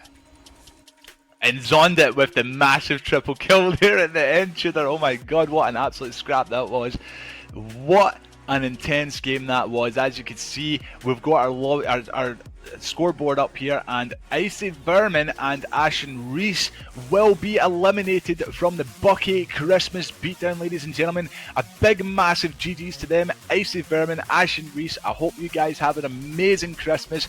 Thank you for showing up to the Bukie Christmas Beatdown today. And Tudor, we are down to our last 4 players. I'm gonna be honest with you, this looks about as clear as a pint of Guinness. I don't know which way this can go, because these lobbies have been getting tighter and tighter with each match that we jump into, and now we're going to be condensing things even further as we move into Aqua, which, correct me if I'm wrong, but this has historically, and it is notoriously known to be the tiniest map. This is going to be the smallest map that we're going to be playing on all day, of course. Aquarius is known as your your beautiful FFA arena, you could say, and these players do love this map. It is one of the favourite ones that are played in an FFA. Myself, Aquarius, I'm not very good on it, but I do give it my best shot. The last time I played an FFA, I believe I made it through to the second round, and I believe it was Aquarius that let me down. So screw you, Aquarius. But yes, we are down to our last 4 players, ladies and gentlemen. What a day it's been. Absolutely, phenomenal. Tudor as well. You've been putting in a great show with me alongside myself. And a big massive shout out to the community as well. Everybody who's tuned in today on the EHL channel, supporting the Bukie Christmas Beatdown as well. I want to say a big massive thank you. But ladies and gentlemen, we are in Aquarius. We are down to our last 4 players. We are almost at a grand final, Tudor. I am so hyped for this. It's going to be a tasty situation. I reckon the scores are going to be close. We do have a camo on top. And guys, let's get right into it. Tudor, how are we feeling, man? Bro, I'm a little bit nervous, honestly. I'm nervous because I don't know what to expect. I don't think any of these players really know what to expect. You just gotta trust in your own individual skill, and you need to try to make some magic happen. Zondit, I love the effort coming out from him, immediately just gunning it straight for that active camo, but his efforts not rewarded, unfortunately. TK2, though, again, alongside Chaos and Harsh, immediately getting themselves on the scoreboard. Tries to charge his way through, out of harm's way, but out of the frying pan into the fire for him. Yeah. And we do have Chaos on our screen now. Zond, should I say, now Harsh with the Camel, Oh. who does pick that up. He does have Heatwave in hand. He will use this to his ability. This is not your HCS rules, guys. It is not being GA'd. The players can pick up anything on the map as they speak because it is a Bukie Christmas beatdown. So, ladies and gentlemen, as you can see, Zondit sitting with the Goosey Lucy right now. Chaos sitting with the 2, and Harsh sitting with the 4. Chaos going to take the brunt of that heat wave, and he's going to retreat just a little bit further back, trying to see if he can potentially just outplace Zondit, but no, he's wise to his antics in this situation and doesn't get away with that particular old switcheroo of positioning, but hopping on with TK2 right now, trailing just by 1, still very early days. Does find a very easy frag onto Harsh and immediately going to quell the silence, locks onto Chaos, and he's just sliding his way I love this movement. It's really just getting him so much distance. The amount of yardage he's able to cover is insane. Yeah, and like you're saying, and we're getting some trades in here, but you can kind of see the nerves between all these players right now. That you can see there's some shaky shots going on here, Tudor, as this game progresses. We do still have 8 minutes left in this lobby, so plenty of time for those guys to get plenty of kills. But as you can see, the score line is pretty close. Zonda is kind of struggling here with 2. Not enough bodies for him to shoot, but he does come up against a 1v1 situation, and Zonda does come out with the W. And Harsh looking here to try and get some grenades down P1. Does he know that TK2 is sitting P2? Does get some shots, but unfortunately TK2 takes him out. He does have that height advantage. And now Chaos looking to try and scan some bodies out. Does find TK2. TK2 walks past him. Chaos looking incredible here, Tudor. He's playing some really good Halo alongside with Harsh. All these players are putting in a performance. Chaos, recognizing that he's not going to get away with that active camo, it is going to be Zonda to pick up a perfect onto Harsh as well, so he's got a little bit of space, but something slipped through the fingers. It's TK2 that now disappears into the shadows.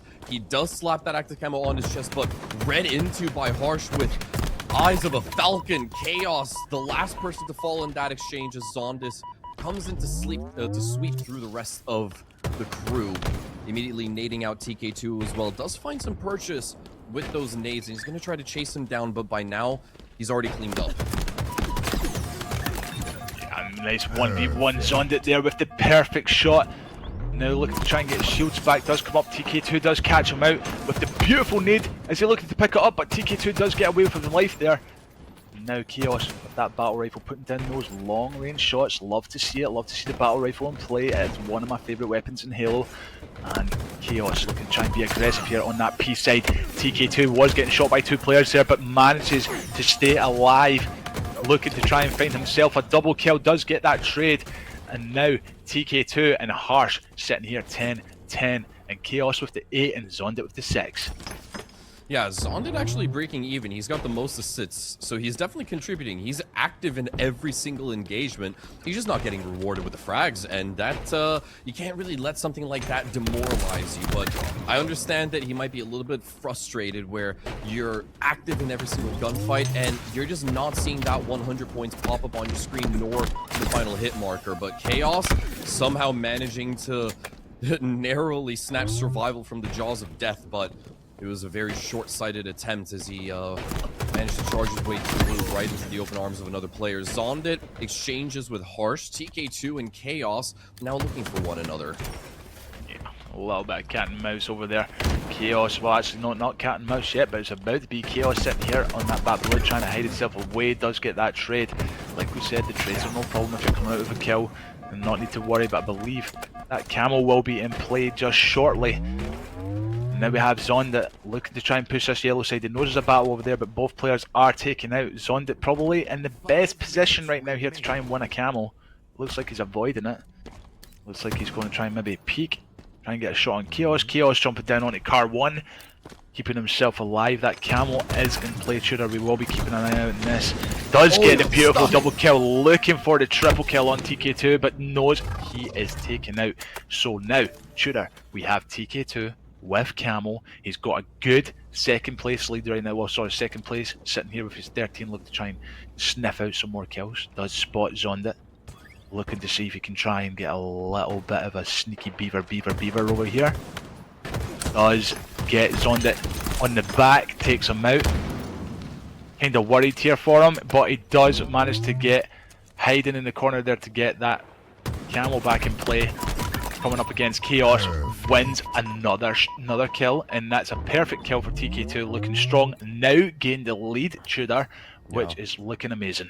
He's doing a brilliant job of converting this active camo into some meaningful kills. Harsh is on his tail though, ties things up with 15, and as the active camo expires, he'll thread the needle and easily find Chaos. Zondit is next in his sights. He has a couple of nades to work with. Curious as to why he hasn't really tossed those out just yet, but he's just going to get right into the heat of things. Easy beat down onto Zondit, and I think that really subverted his expectations. Nothing that Zondit could have done in that instance. TK2 on a heater right now, really coming into his element.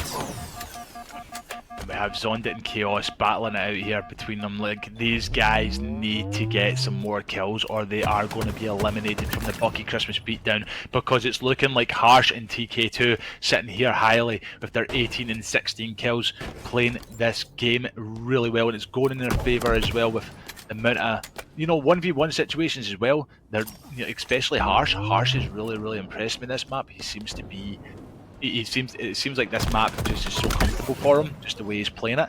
Yeah. But Chaos and Zondit, a little bit, not much time for these guys. Still doable, absolutely. But we're just gonna have to find out, I guess. Because it really seems like TK2 and Harsh have kind of got their own thing going on between the two of them right now.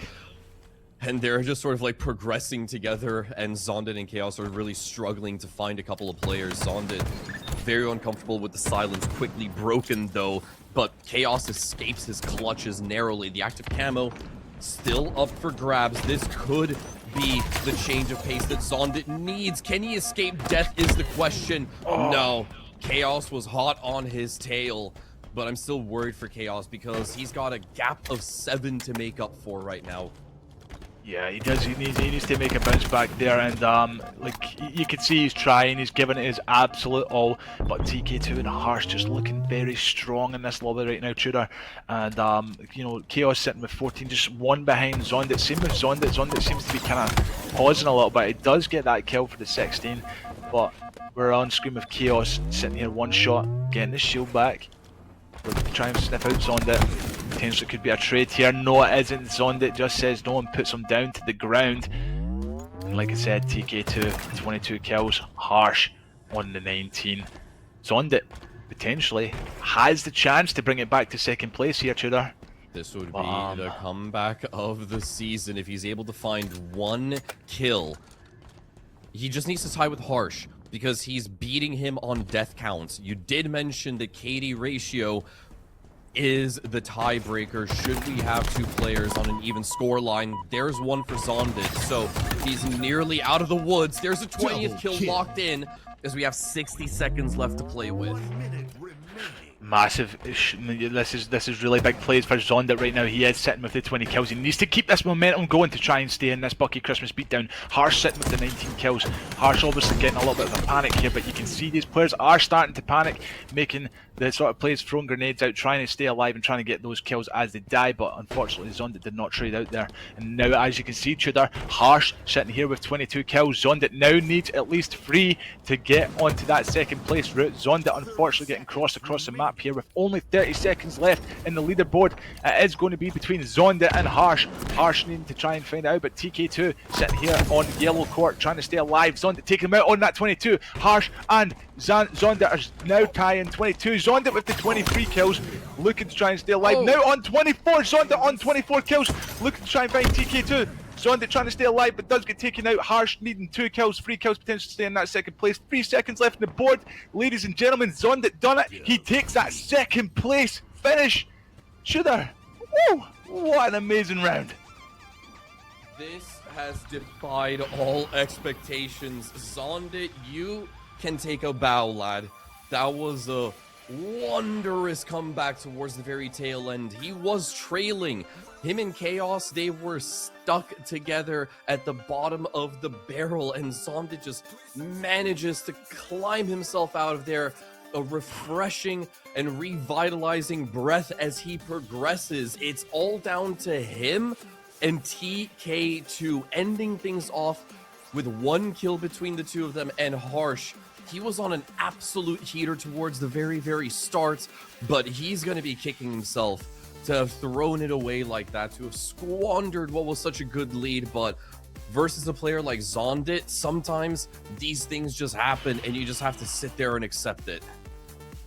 That I've got absolute chills just from watching that there. That was like one of those shaky situations where the score was so close. But ladies and gentlemen, Harsh and Chaos have been eliminated from the Bukie Christmas beatdown. So Harsh, Chaos, a big massive GG's to you, my guys. Thank you so much for being a part of the Bukie Christmas beatdown, and a big massive Merry Christmas to you guys when it comes. But ladies and gentlemen, we are now here. We are now at the grand final. We will be playing for this G7 Pro Controller. One of these players will be playing for this today. This will be going to their address. It'll be getting shipped straight from me, from Scotland, straight to their house if they come out with the win. Now, ladies and gentlemen, we are going on to our grand final, which is going to be Snowfire game number 1, and it's going to be King of the Hill on all maps. Best of 3, ladies and gentlemen, best of 3. So King of the Hill, reason we've done it this way, the players need to push each other no matter what. Anyway, guys, I'm absolutely flabbergasted here, Tudor. But yeah, I'm going to go and get a drink. Everybody else, go and get yourself some refreshments. We're going to take a little break and let our players get refreshed before this grand final starts. But you don't want to miss this. So stay tuned in to the EHL channel, and we'll see you all soon.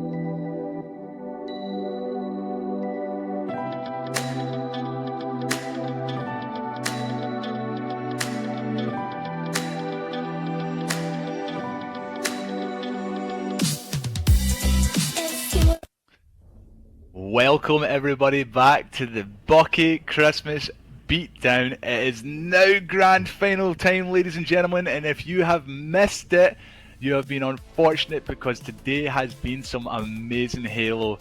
Now guys, we are going to be going on to a grand final here, 1v1 King of the Hill, and it's going to be a best of 3. Tudor, how are you feeling about this one, my guy? I'm feeling very excited because you've done something a little bit different with the formatting for how this is exactly going to work. So everything that you've done up until this point was just classic Slayer. You're doing King of the Hill though, and that part intrigues me.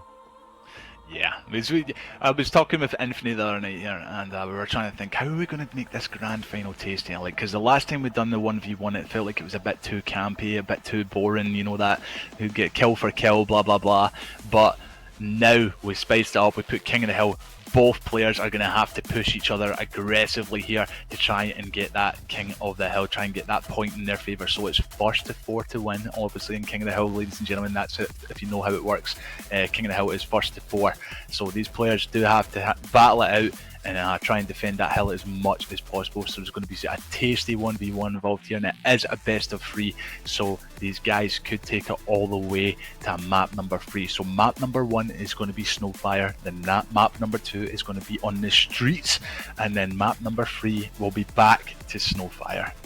Yeah, I'm very curious to see how this is all going to play out.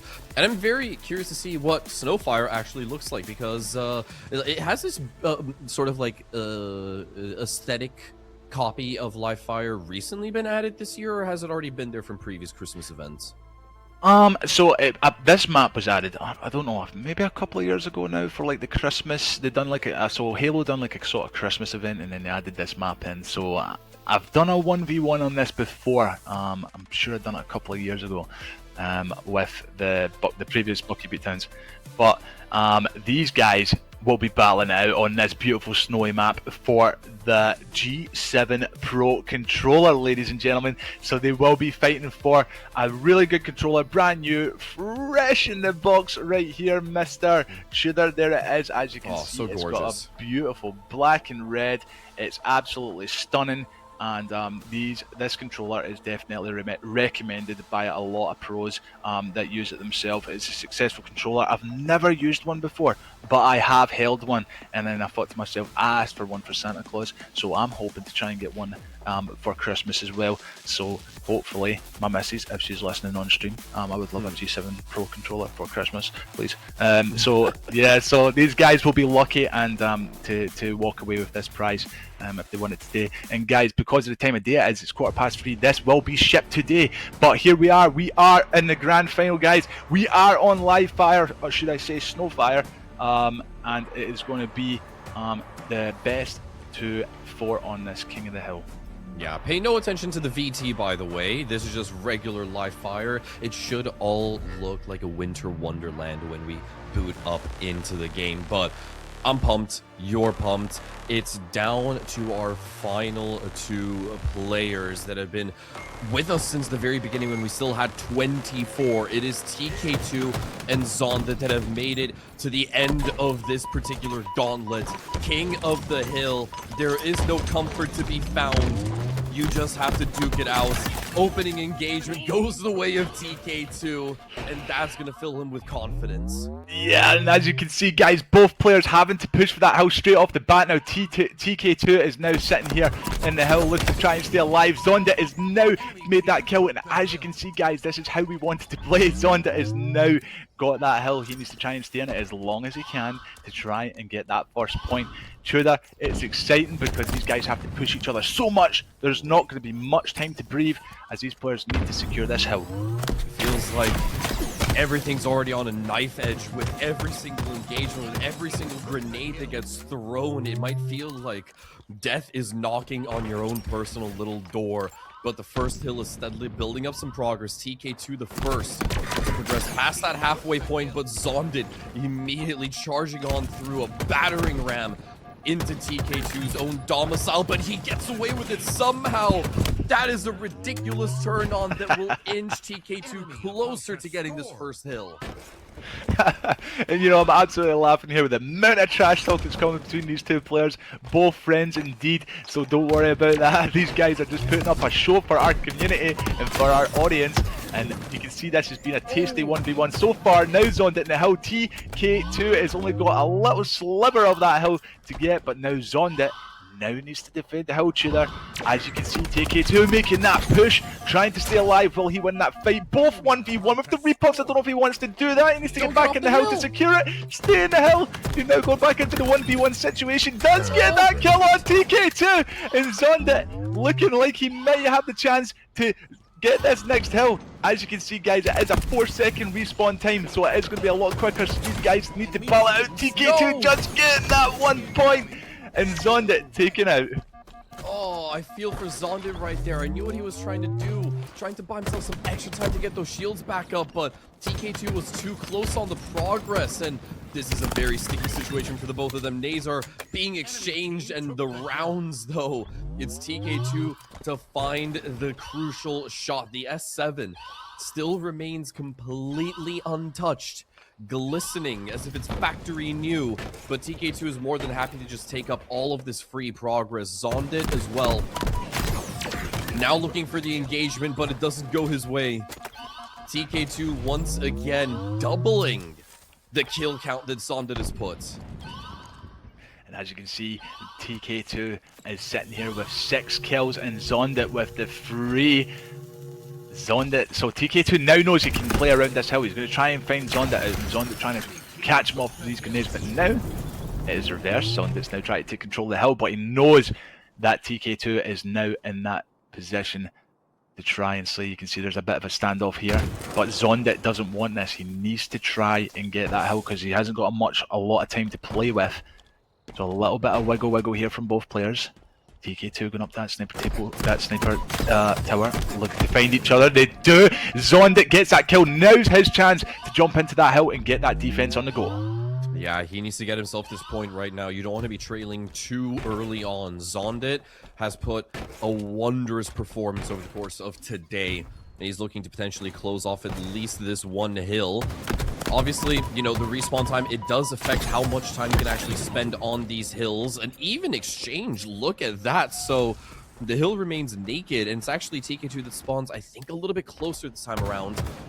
But Zondit really needs to be maximizing the amount of time spent on these hills. That's a free 4 seconds of progress. And now you can see that TK2 is spawned over by that A side, ladies and gentlemen. He now has to make that push. You can see how he's making that push towards that dummy door. Look to try and find a kill on Zondit. Zondit try to get away from his life here. Zondit needs to stay alive. TK2 knows he's in trouble. But he's going back in. He's going back in and he's taking that TK2 fight. He's going to try and get the kill on TK2. Takes him out, no problem. And now secures that hill, ladies and gentlemen. This is looking like a tasty grand final. Into it. That's good coming out from Zondit, but they're both on low HP. Zondit draws first, and he shoots first, just like Han Solo. TK2 now stumbling a little bit.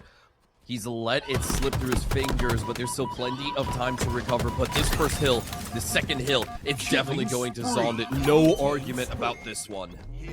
Ladies and gentlemen, we are tied 1-1 right now when it comes to King of the Hill with 2 minutes 55 left in the clock. These players are putting up an absolute show. You can see Zondit sitting here with the 9 kills and TK2 sitting with the 7. They are going to find each other on this A side, looking to try and get that fight. Nice little bit of cat and mouse here. Who's going to come out the win? It's looking like Zondit, and now Zondit can get himself into possession with the little beatdown on the body as he takes control of the hill. This is the first time that Zondit's able to build up some progress uncontested for the first time, but this contestation from TK2 is right on the money. Swiftly deals with his opponent, so this is a little bit of free progress that he can now hold on to right now. Zondit having to really trek far to make it back. Engagement coming on through is messy. Zondit low on shields and pummeled down by TK2. Absolute TK2 using that pillar there for his advantage, and the movement that kid was doing was unbelievable. But you can see Tudor, that sniper rifle is up. Zondit is going to try and play for that, but does walk past it. He's just looking to try and get some hill time here. Does have TK2 in trouble. TK2 trying to stay alive. doesn't know he's there. He does. Zondit, TK2 going at it again here in this A side. In this 1v1 situation, TK2 comes out with the win, looking like he is strongly going to get this hill, depending on Zondit spawn. Zondit spawning up, he has to sprint, he has to get there quick to try and stop this hill. He has no other choice. Now contests. Can he get the kill? Oh, it's so messy. TK2 says no and gets him down again. That is going to be a 2-1, ladies and gentlemen, to TK2.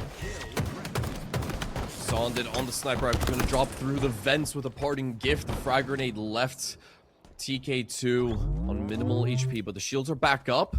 And now we're going to be going to what is a bit more of an awkward hill in regular HCS play. This one over by the active camo spawn. Oh, that's gnarly coming out from TK2. Maximizing that distance, keeping Zondit at an arm's length. It will take him down. Bandit finds a little bit of extra contact. Zondit second guessing himself. Still early days on this hill number 3, but Zondit didn't stand a chance in hell. Goes flying like a clay pigeon, taken out by TK2. Absolutely amazing plays coming out of TK2 here. He is in control of hill. He is currently on a killing spree, ladies and gentlemen, as well. Does get that other. You can see Zondit. He's trying to. He's just rushing in a bit, maybe too much. He does need to get there. Don't get me wrong. He maybe needs to try and think about the best angle to take TK2 here. As you can see, TK2 is watching all his surroundings. He's watching right, he's watching left, and he now is up 3-1. Ladies and gentlemen, it's still not over yet, as Zondit can still bring this back. Zondit in a 1v1 situation here, but looking like he's in trouble as TK2 does get that kill. He's looking to go for the 4-1. Sniper rifle in play. Is he going to go for it? I think they might have G8'd it, if I'm not Did mistaken. they G it? Yeah, I think they've G8'd it. Let's see, tricky engagement. Zondit does walk out of it much better than TK2. Now this is a point where Zondit can't really afford to make any mistakes. TK2 is already up by 3 hills, and even exchange is okay if you're Zondit. But let's see as this race to the hill commences yet again. Yeah, we have Zondit going to spawn here. They're going to bump into each other just shortly, but TK2 sitting at S2. Looking to try and get that beautiful finish, but does not manage it. TK2 just too strong and moving in and taking that hill. At 1 minute 33, the clock does stop, ladies and gentlemen, when the players do stand in the hill. So whenever that hill is in, the timer does stop. So maybe an advantage for Zondit if TK2 is in there, but he does have to keep him out. Zondit looking to try and control that hill. TK2 knows he's in there, but Zondit, unaware of TK2 is coming from, just using this map. You know, complete perfection from TK2.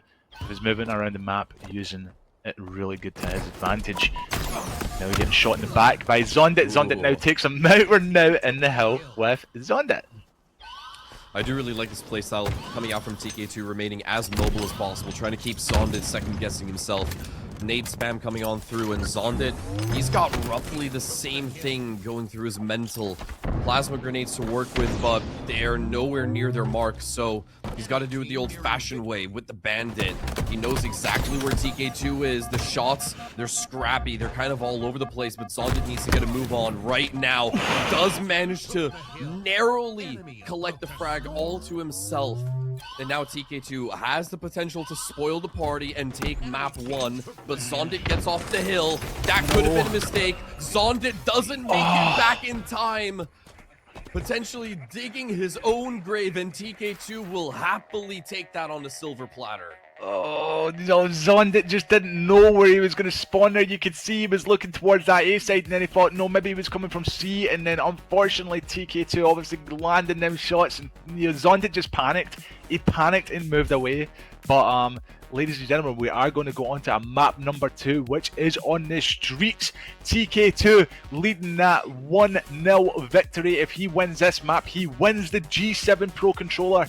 And God, this is definitely exciting. A couple of replays here. There we go. We got the plasma pistol with the repulse, but TK2 with that reversal takes him out no problem with the slow-mo. And TK2 looking strong with a couple of body bangs right there. I'm really looking forward to seeing what's going to happen in this Streets number 2. And like Why Not Be Casted always used to say, if you're going to take it to battle, you're going to take it to the streets. That's his always favourite saying. And we are going to take it to the streets, ladies and gentlemen, and we're going to see these two players battle it out and go from there. But what an absolute game one shooter. Yeah, and to me, if you ask me personally, it seems as if TK2 is really in a commanding lead right now. He set the pace right out of the gates as well. We were just looking at those replays very early on, following that first hill. He was leading by double the kill count that Zondit was putting down, 6-3, and yeah, you know, this is about as black and white as it seems. If you're just out-fragging your opponent, you are more than likely going to win, and that's exactly what TK2 done in map 1. That's what he's looking to continue doing right here. If you just win the duels, you win these 1v1 engagements time and time again, you're gonna be more than fine, TK2. Yeah, and he's in a hot seat right now. He knows he's winning that. He's leading that score by 1 now. Obviously, Zondit feeling a little bit under pressure here, and TK2 just looking to, you know, try and work his way around this map. Letting Zondit, it looks like he's baiting Zondit. It looks like he's actually going to bait him into this hill, and Zondit knows he's doing this, but there he steps in the hill. He knows exactly where Zondit's going to be. He's on that red room side. TK2 look to try and get a couple of shots off here. Now 1v1 close quarter situation with these two players. Zondit does get that kill. This is good for him. He's now in control of that hill. Yeah, a little bit of free progress. He has a moment to catch his breath, and he's already mobilizing yet again, trying to suspect exactly where TK2 is playing from. It's so messy. This engagement should have been closed off by Zondit a few gunshots ago, but they're bound to lock horns yet again. Frag grenades come on through, and it's an even exchange yet again, Bucky. Yeah, and now these guys are both going to be racing it out, trying to get to this hill. Obviously, Zondit spawning on that C side, TK2 on that, you know, Cafe side, now pushing the hill. Zondit goes towards hill, does get a nice nade on TK2, looking to try and finish off that kill. TK2 duking between, another trade comes from both the players. This is looking like a very tied situation when it comes to both of them, when it comes to skill. They are both trading it out. But TK2 caught off guard as Zondit has the red gun. Look to finish him off, but misses that last shot. TK2 now sitting in caution. Look to try and stay alive. TK2, Zondit getting the nade kill on TK2, and now controlling the hill once again. It seemed as if TK2 was a bit lost in the sauce of that engagement, but he's locking back in. He's landing these shots perfectly, and through a tight little angle up that staircase, manages to take care of Zondit. Red gun in hand, as well as his first hill. Still very much up for grabs between our last two standing players. TK2 turns around maybe a little bit too late, but somehow still gets away with it. This is unreal. I'm just chuckling away myself in how close this is, but TK2 looking to try and get this first hill on the board. Zondit making that absolute push. Like I said, there's no time for waiting around. He has to make that play, but TK2 now sitting with that 1-0 lead and looking to try and get himself the next hill, but Zondit is the one that is currently alive, looking to control hill number 2. Carbine is really doing some bits to Zondit's health bar, but he's much better than that. What an exhibition of skill coming out from Zondit right there. He thought he was being out-dueled, but manages to land the shots despite forfeiting that first hill. He's still going to give it a good old-fashioned college try, but there's TK2. A perfect kill to back things up. Yeah. And as you can see, the score is, you know, obviously leading in favor of TK2, but the kills are very much even. They are even, actually. They're both sitting on 6 and 6. TK2 obviously taking time to step out this hill. They're now going to bait each other, but bear in mind they have to step in that hill or the time is just going to go down. Zondit does not have the time to waste a round. He needs to take out TK2 to be able to control this hill, but TK2 making that push. Zondit is one shot as we speak. He's looking to try and stay alive, does get his shield back. Zondit with the commando out. Both got commando out, and they're now going for that little 1v1 jiggle fight. Zondit looking to try and stay alive here, but the commando gets another trade. Still looking like it's looking good for TK2. Yeah, I thought that premature melee would have actually been TK2's undoing, but he somehow managed to get an even exchange out of that, and we've been seeing many more trades between these two compared to map number 1, which is also a bit of a shocker. Yeah, and it's like Zondit really needs to try and win these individual fights right now. Like, this is not what he's wanting, as his TK2 winning that perfect. Now has more time for that hill. And Zondit only sitting 1 kill behind, obviously, when it comes to the kills, but he does need to make those pushes as we speak, but TK2 making that challenge, making it hard for him, making it work for it. Zondit does get the kill. Now he needs to get into that hill. Not a split second needs to be wasted. He has to get in that hill to draw this game. Opting to not exchange the stalker rifle for a little bit of ammunition. There was one on the floor, so maybe a costly mistake, but he's going to tuck his tail between his legs. Return to sender on the brute nade, but still TK2 arises victorious in that instance. Zondit respawning afar yet again, looking to challenge from underneath terrace. Wow, that's a gunfight in a hell, and a very necessary one for Zondit to have won right there. So this second hill, still very much up for grabs, but Zondit has other plans in mind. Now finally locking horns with TK2, the nades coming on through, but TK2 still remaining on that top side. Zondit doesn't know, or maybe he does. TK2, just one more bullet, and he does get the shutdown. This second hill should be all his. Yeah, not looking good there for Zondit as he fought. TK2 did drop on that C court side, but unfortunately didn't. Now Zondit's got 2 minutes and 12 seconds to bring this back. It's looking like it's going to be a TK2 win if he keeps this going. He is taking out Zondit. No problem, he's sitting here 2-0 lead. Zondit has got a lot of work to do, Shooter, to bring this game back. Yeah, they might be even on kills and deaths, but the score overall reflects an entirely different story. Zondit might have the element of surprise, but no, that gets bottled somehow. TK2 might just be built a little bit different. Yeah, and all TK2 needs to do now is focus on slaying, man. Like, he could technically take this hill, but he's technically be wasting dead, but he could literally play this the way he wants. He could rush around the map and just look for Zondit, but Zondit is obviously having to make that play to the hill. He has to go in there and make plays like this to bring this back. He needs to stay in. He can't waste time like this. He needs to stay in to get as much time as he needs to try and get this back if he wants a chance of winning this Bucky Christmas beatdown. Yeah, that's really the key difference between these two. Zondit hasn't really been maximizing his time on the hill the way that TK2 has, and that could be costly in the long term as well. But the nade spam, it's right on the money. Zondit closes that one off, and he will take the lead in terms of kills. Now we just need him to take the lead in hills. Needs to win this one here, but TK2 takes him out. There's only 1 minute 20 left on the board, but Zondit does have the potential to bring this hill back. He just needs to get to it, finish it off, and focus on the next. But with these perfect kills coming to TK2, it's looking impossible for Zondit. Zondit really struggling here with these ones. TK2 looking like he's on fire. Zondit up against the ropes here, struggling to win these fights against TK2. Oh, perfect window of opportunity for Zondit to get his shields back. That nade bought him a second, but TK2 was still right on him on top of that. Gets away with a nice and easy gunfight. But TK2 has not really committed at all to this hill. He doesn't need to, because time is starting to become a factor as well. 40 seconds left is just exactly how long TK2 needs to keep the charade up for. Yeah, and Zondit's just having to play aggressive here. TK2 can just sit back and wait for him to go into that hill. And Zondit does take him out, can secure this next hill. This is what he needs. Ladies and gentlemen, 35 seconds left on the board. He can bring this back. He needs to win this one. He does get that hill, but with 35 seconds left, TK2 can now just play time. But Zondit really, again, needs to be aggressive and push this hill to try and secure it as many times as possible. Realistically, either way, Tudor, he can't leave it if he does win these ones.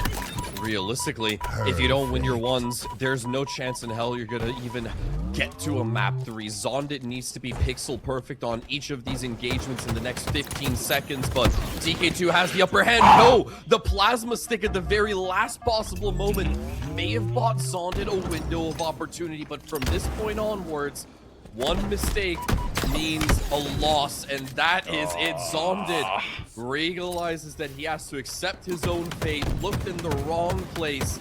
The timer is going to hit 000 as TK2 gets a 19th for some bonus fashion points, but that's not the main prize that he gets to walk away with. No, he is your Bucky Winter Beatdown champion.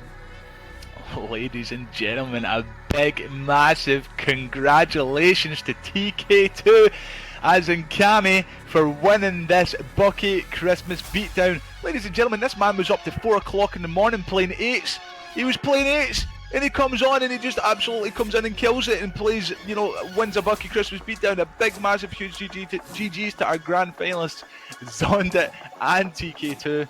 But, you know, TK2 just had the upper hand there on Zonda, unfortunately. But the King of the Hill was very exciting. Ladies and gentlemen, congratulations to TK2 FPS, as in Cammy, for winning the G7 Pro controller. Tudor, how are you feeling, man? Did you have a good day? Dude, I'm so glad that we got to do this together, honestly. It's been such a fun and crazy day. I didn't even know exactly what to expect going into this. I had no idea exactly what this format was, and this was an absolutely brilliant introduction to things. So I'm really glad that I was able to, you know, share the mic with you today. I'm really glad that we got to get this project up and running, put it on the AHL broadcast, and really just get as many people as humanly possible involved with everything. It's been such a treat to be a part of this. Yeah. And I wanted to say thank you so much for sharing the mic with me today, my man. I've also gained a friend today, ladies and gentlemen. I've made a friend, and that is absolutely incredible. You mean it just shows you this is the first time we've met together today. We've absolutely killed it. We've came on here, we've watched some good Halo, but this is all about TK2. This is all about Cammy, who has won the G7S, sorry, the G7 Pro controller. Cammy, this is all yours, my guy. I will DM you soon, and I will get this shipped off to you as soon as possible. But congratulations, my guy, and Merry Christmas to you for winning this G7 Pro. You came in here and you absolutely killed it. What a performance from yourself. And Tudor, thank you so bloody goddamn much for doing this with me today, and to the rest of the community who has been here all day, thank you so much for locking in and tuning into the stream, and for the rest of the players who played in the Bucky Christmas beatdown, thank you so much again. Tudor, do you want to say anything before you leave? Yeah, I've just got to say thank you to every single one of the players that have participated, because honestly this was for you guys. Without you participating in this Christmas beatdown, we wouldn't have a show, we wouldn't have a tournament. It's just been super duper fun, and thank you so much to you, Bucky, for sharing the mic and for putting this all together, really making a proper conclusion to our season here for 2025 at EHL. It's been a blast to be able to be a part of this for today, and I'm very excited to potentially do this again next year. That's what I'm really looking forward to as well. Yes, guys, so 2026, we won't be stopping here. This is the last one for 2025, but 2026, there will be more Bucky beatdowns incoming and more Halo, obviously, from EHL. So a big, massive shout out to EHL for having myself and Tudor on this stream, and a big, massive shout out to everybody who tuned in today. So I want to wish everybody a Merry Christmas and a Happy New Year, and we'll see you next year, and just keep grinding Halo. It's what it's all about. We love it, and you know, we're glad to do this sort of thing for you. And but yeah, thank you so much, and have a Merry Christmas, and we'll see you all soon. Peace.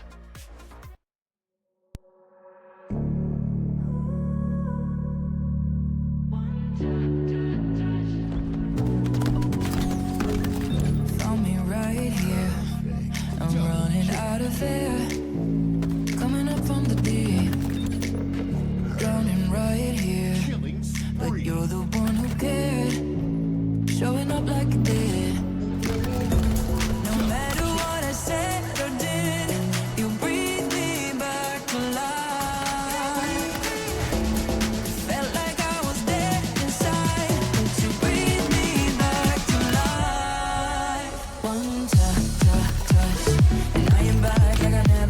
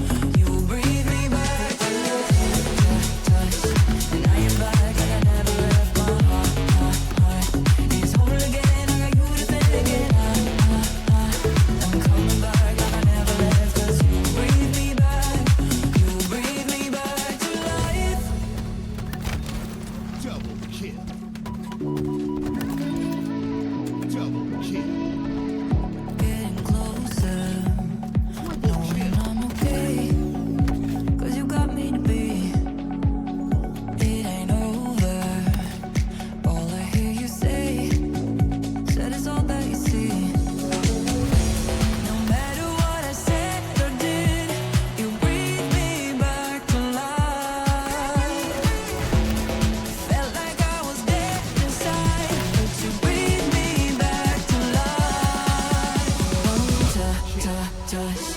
And I am back like I never left. My heart is whole again. I got you to thank, and I'm coming back like I never left. 'Cause you breathe me back, you breathe me back to life, to life, to life. You breathe me back to life, to life, to life. You breathe me back to life. No scope.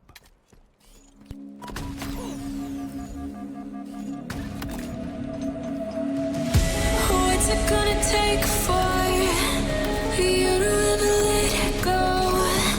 You got a dark side.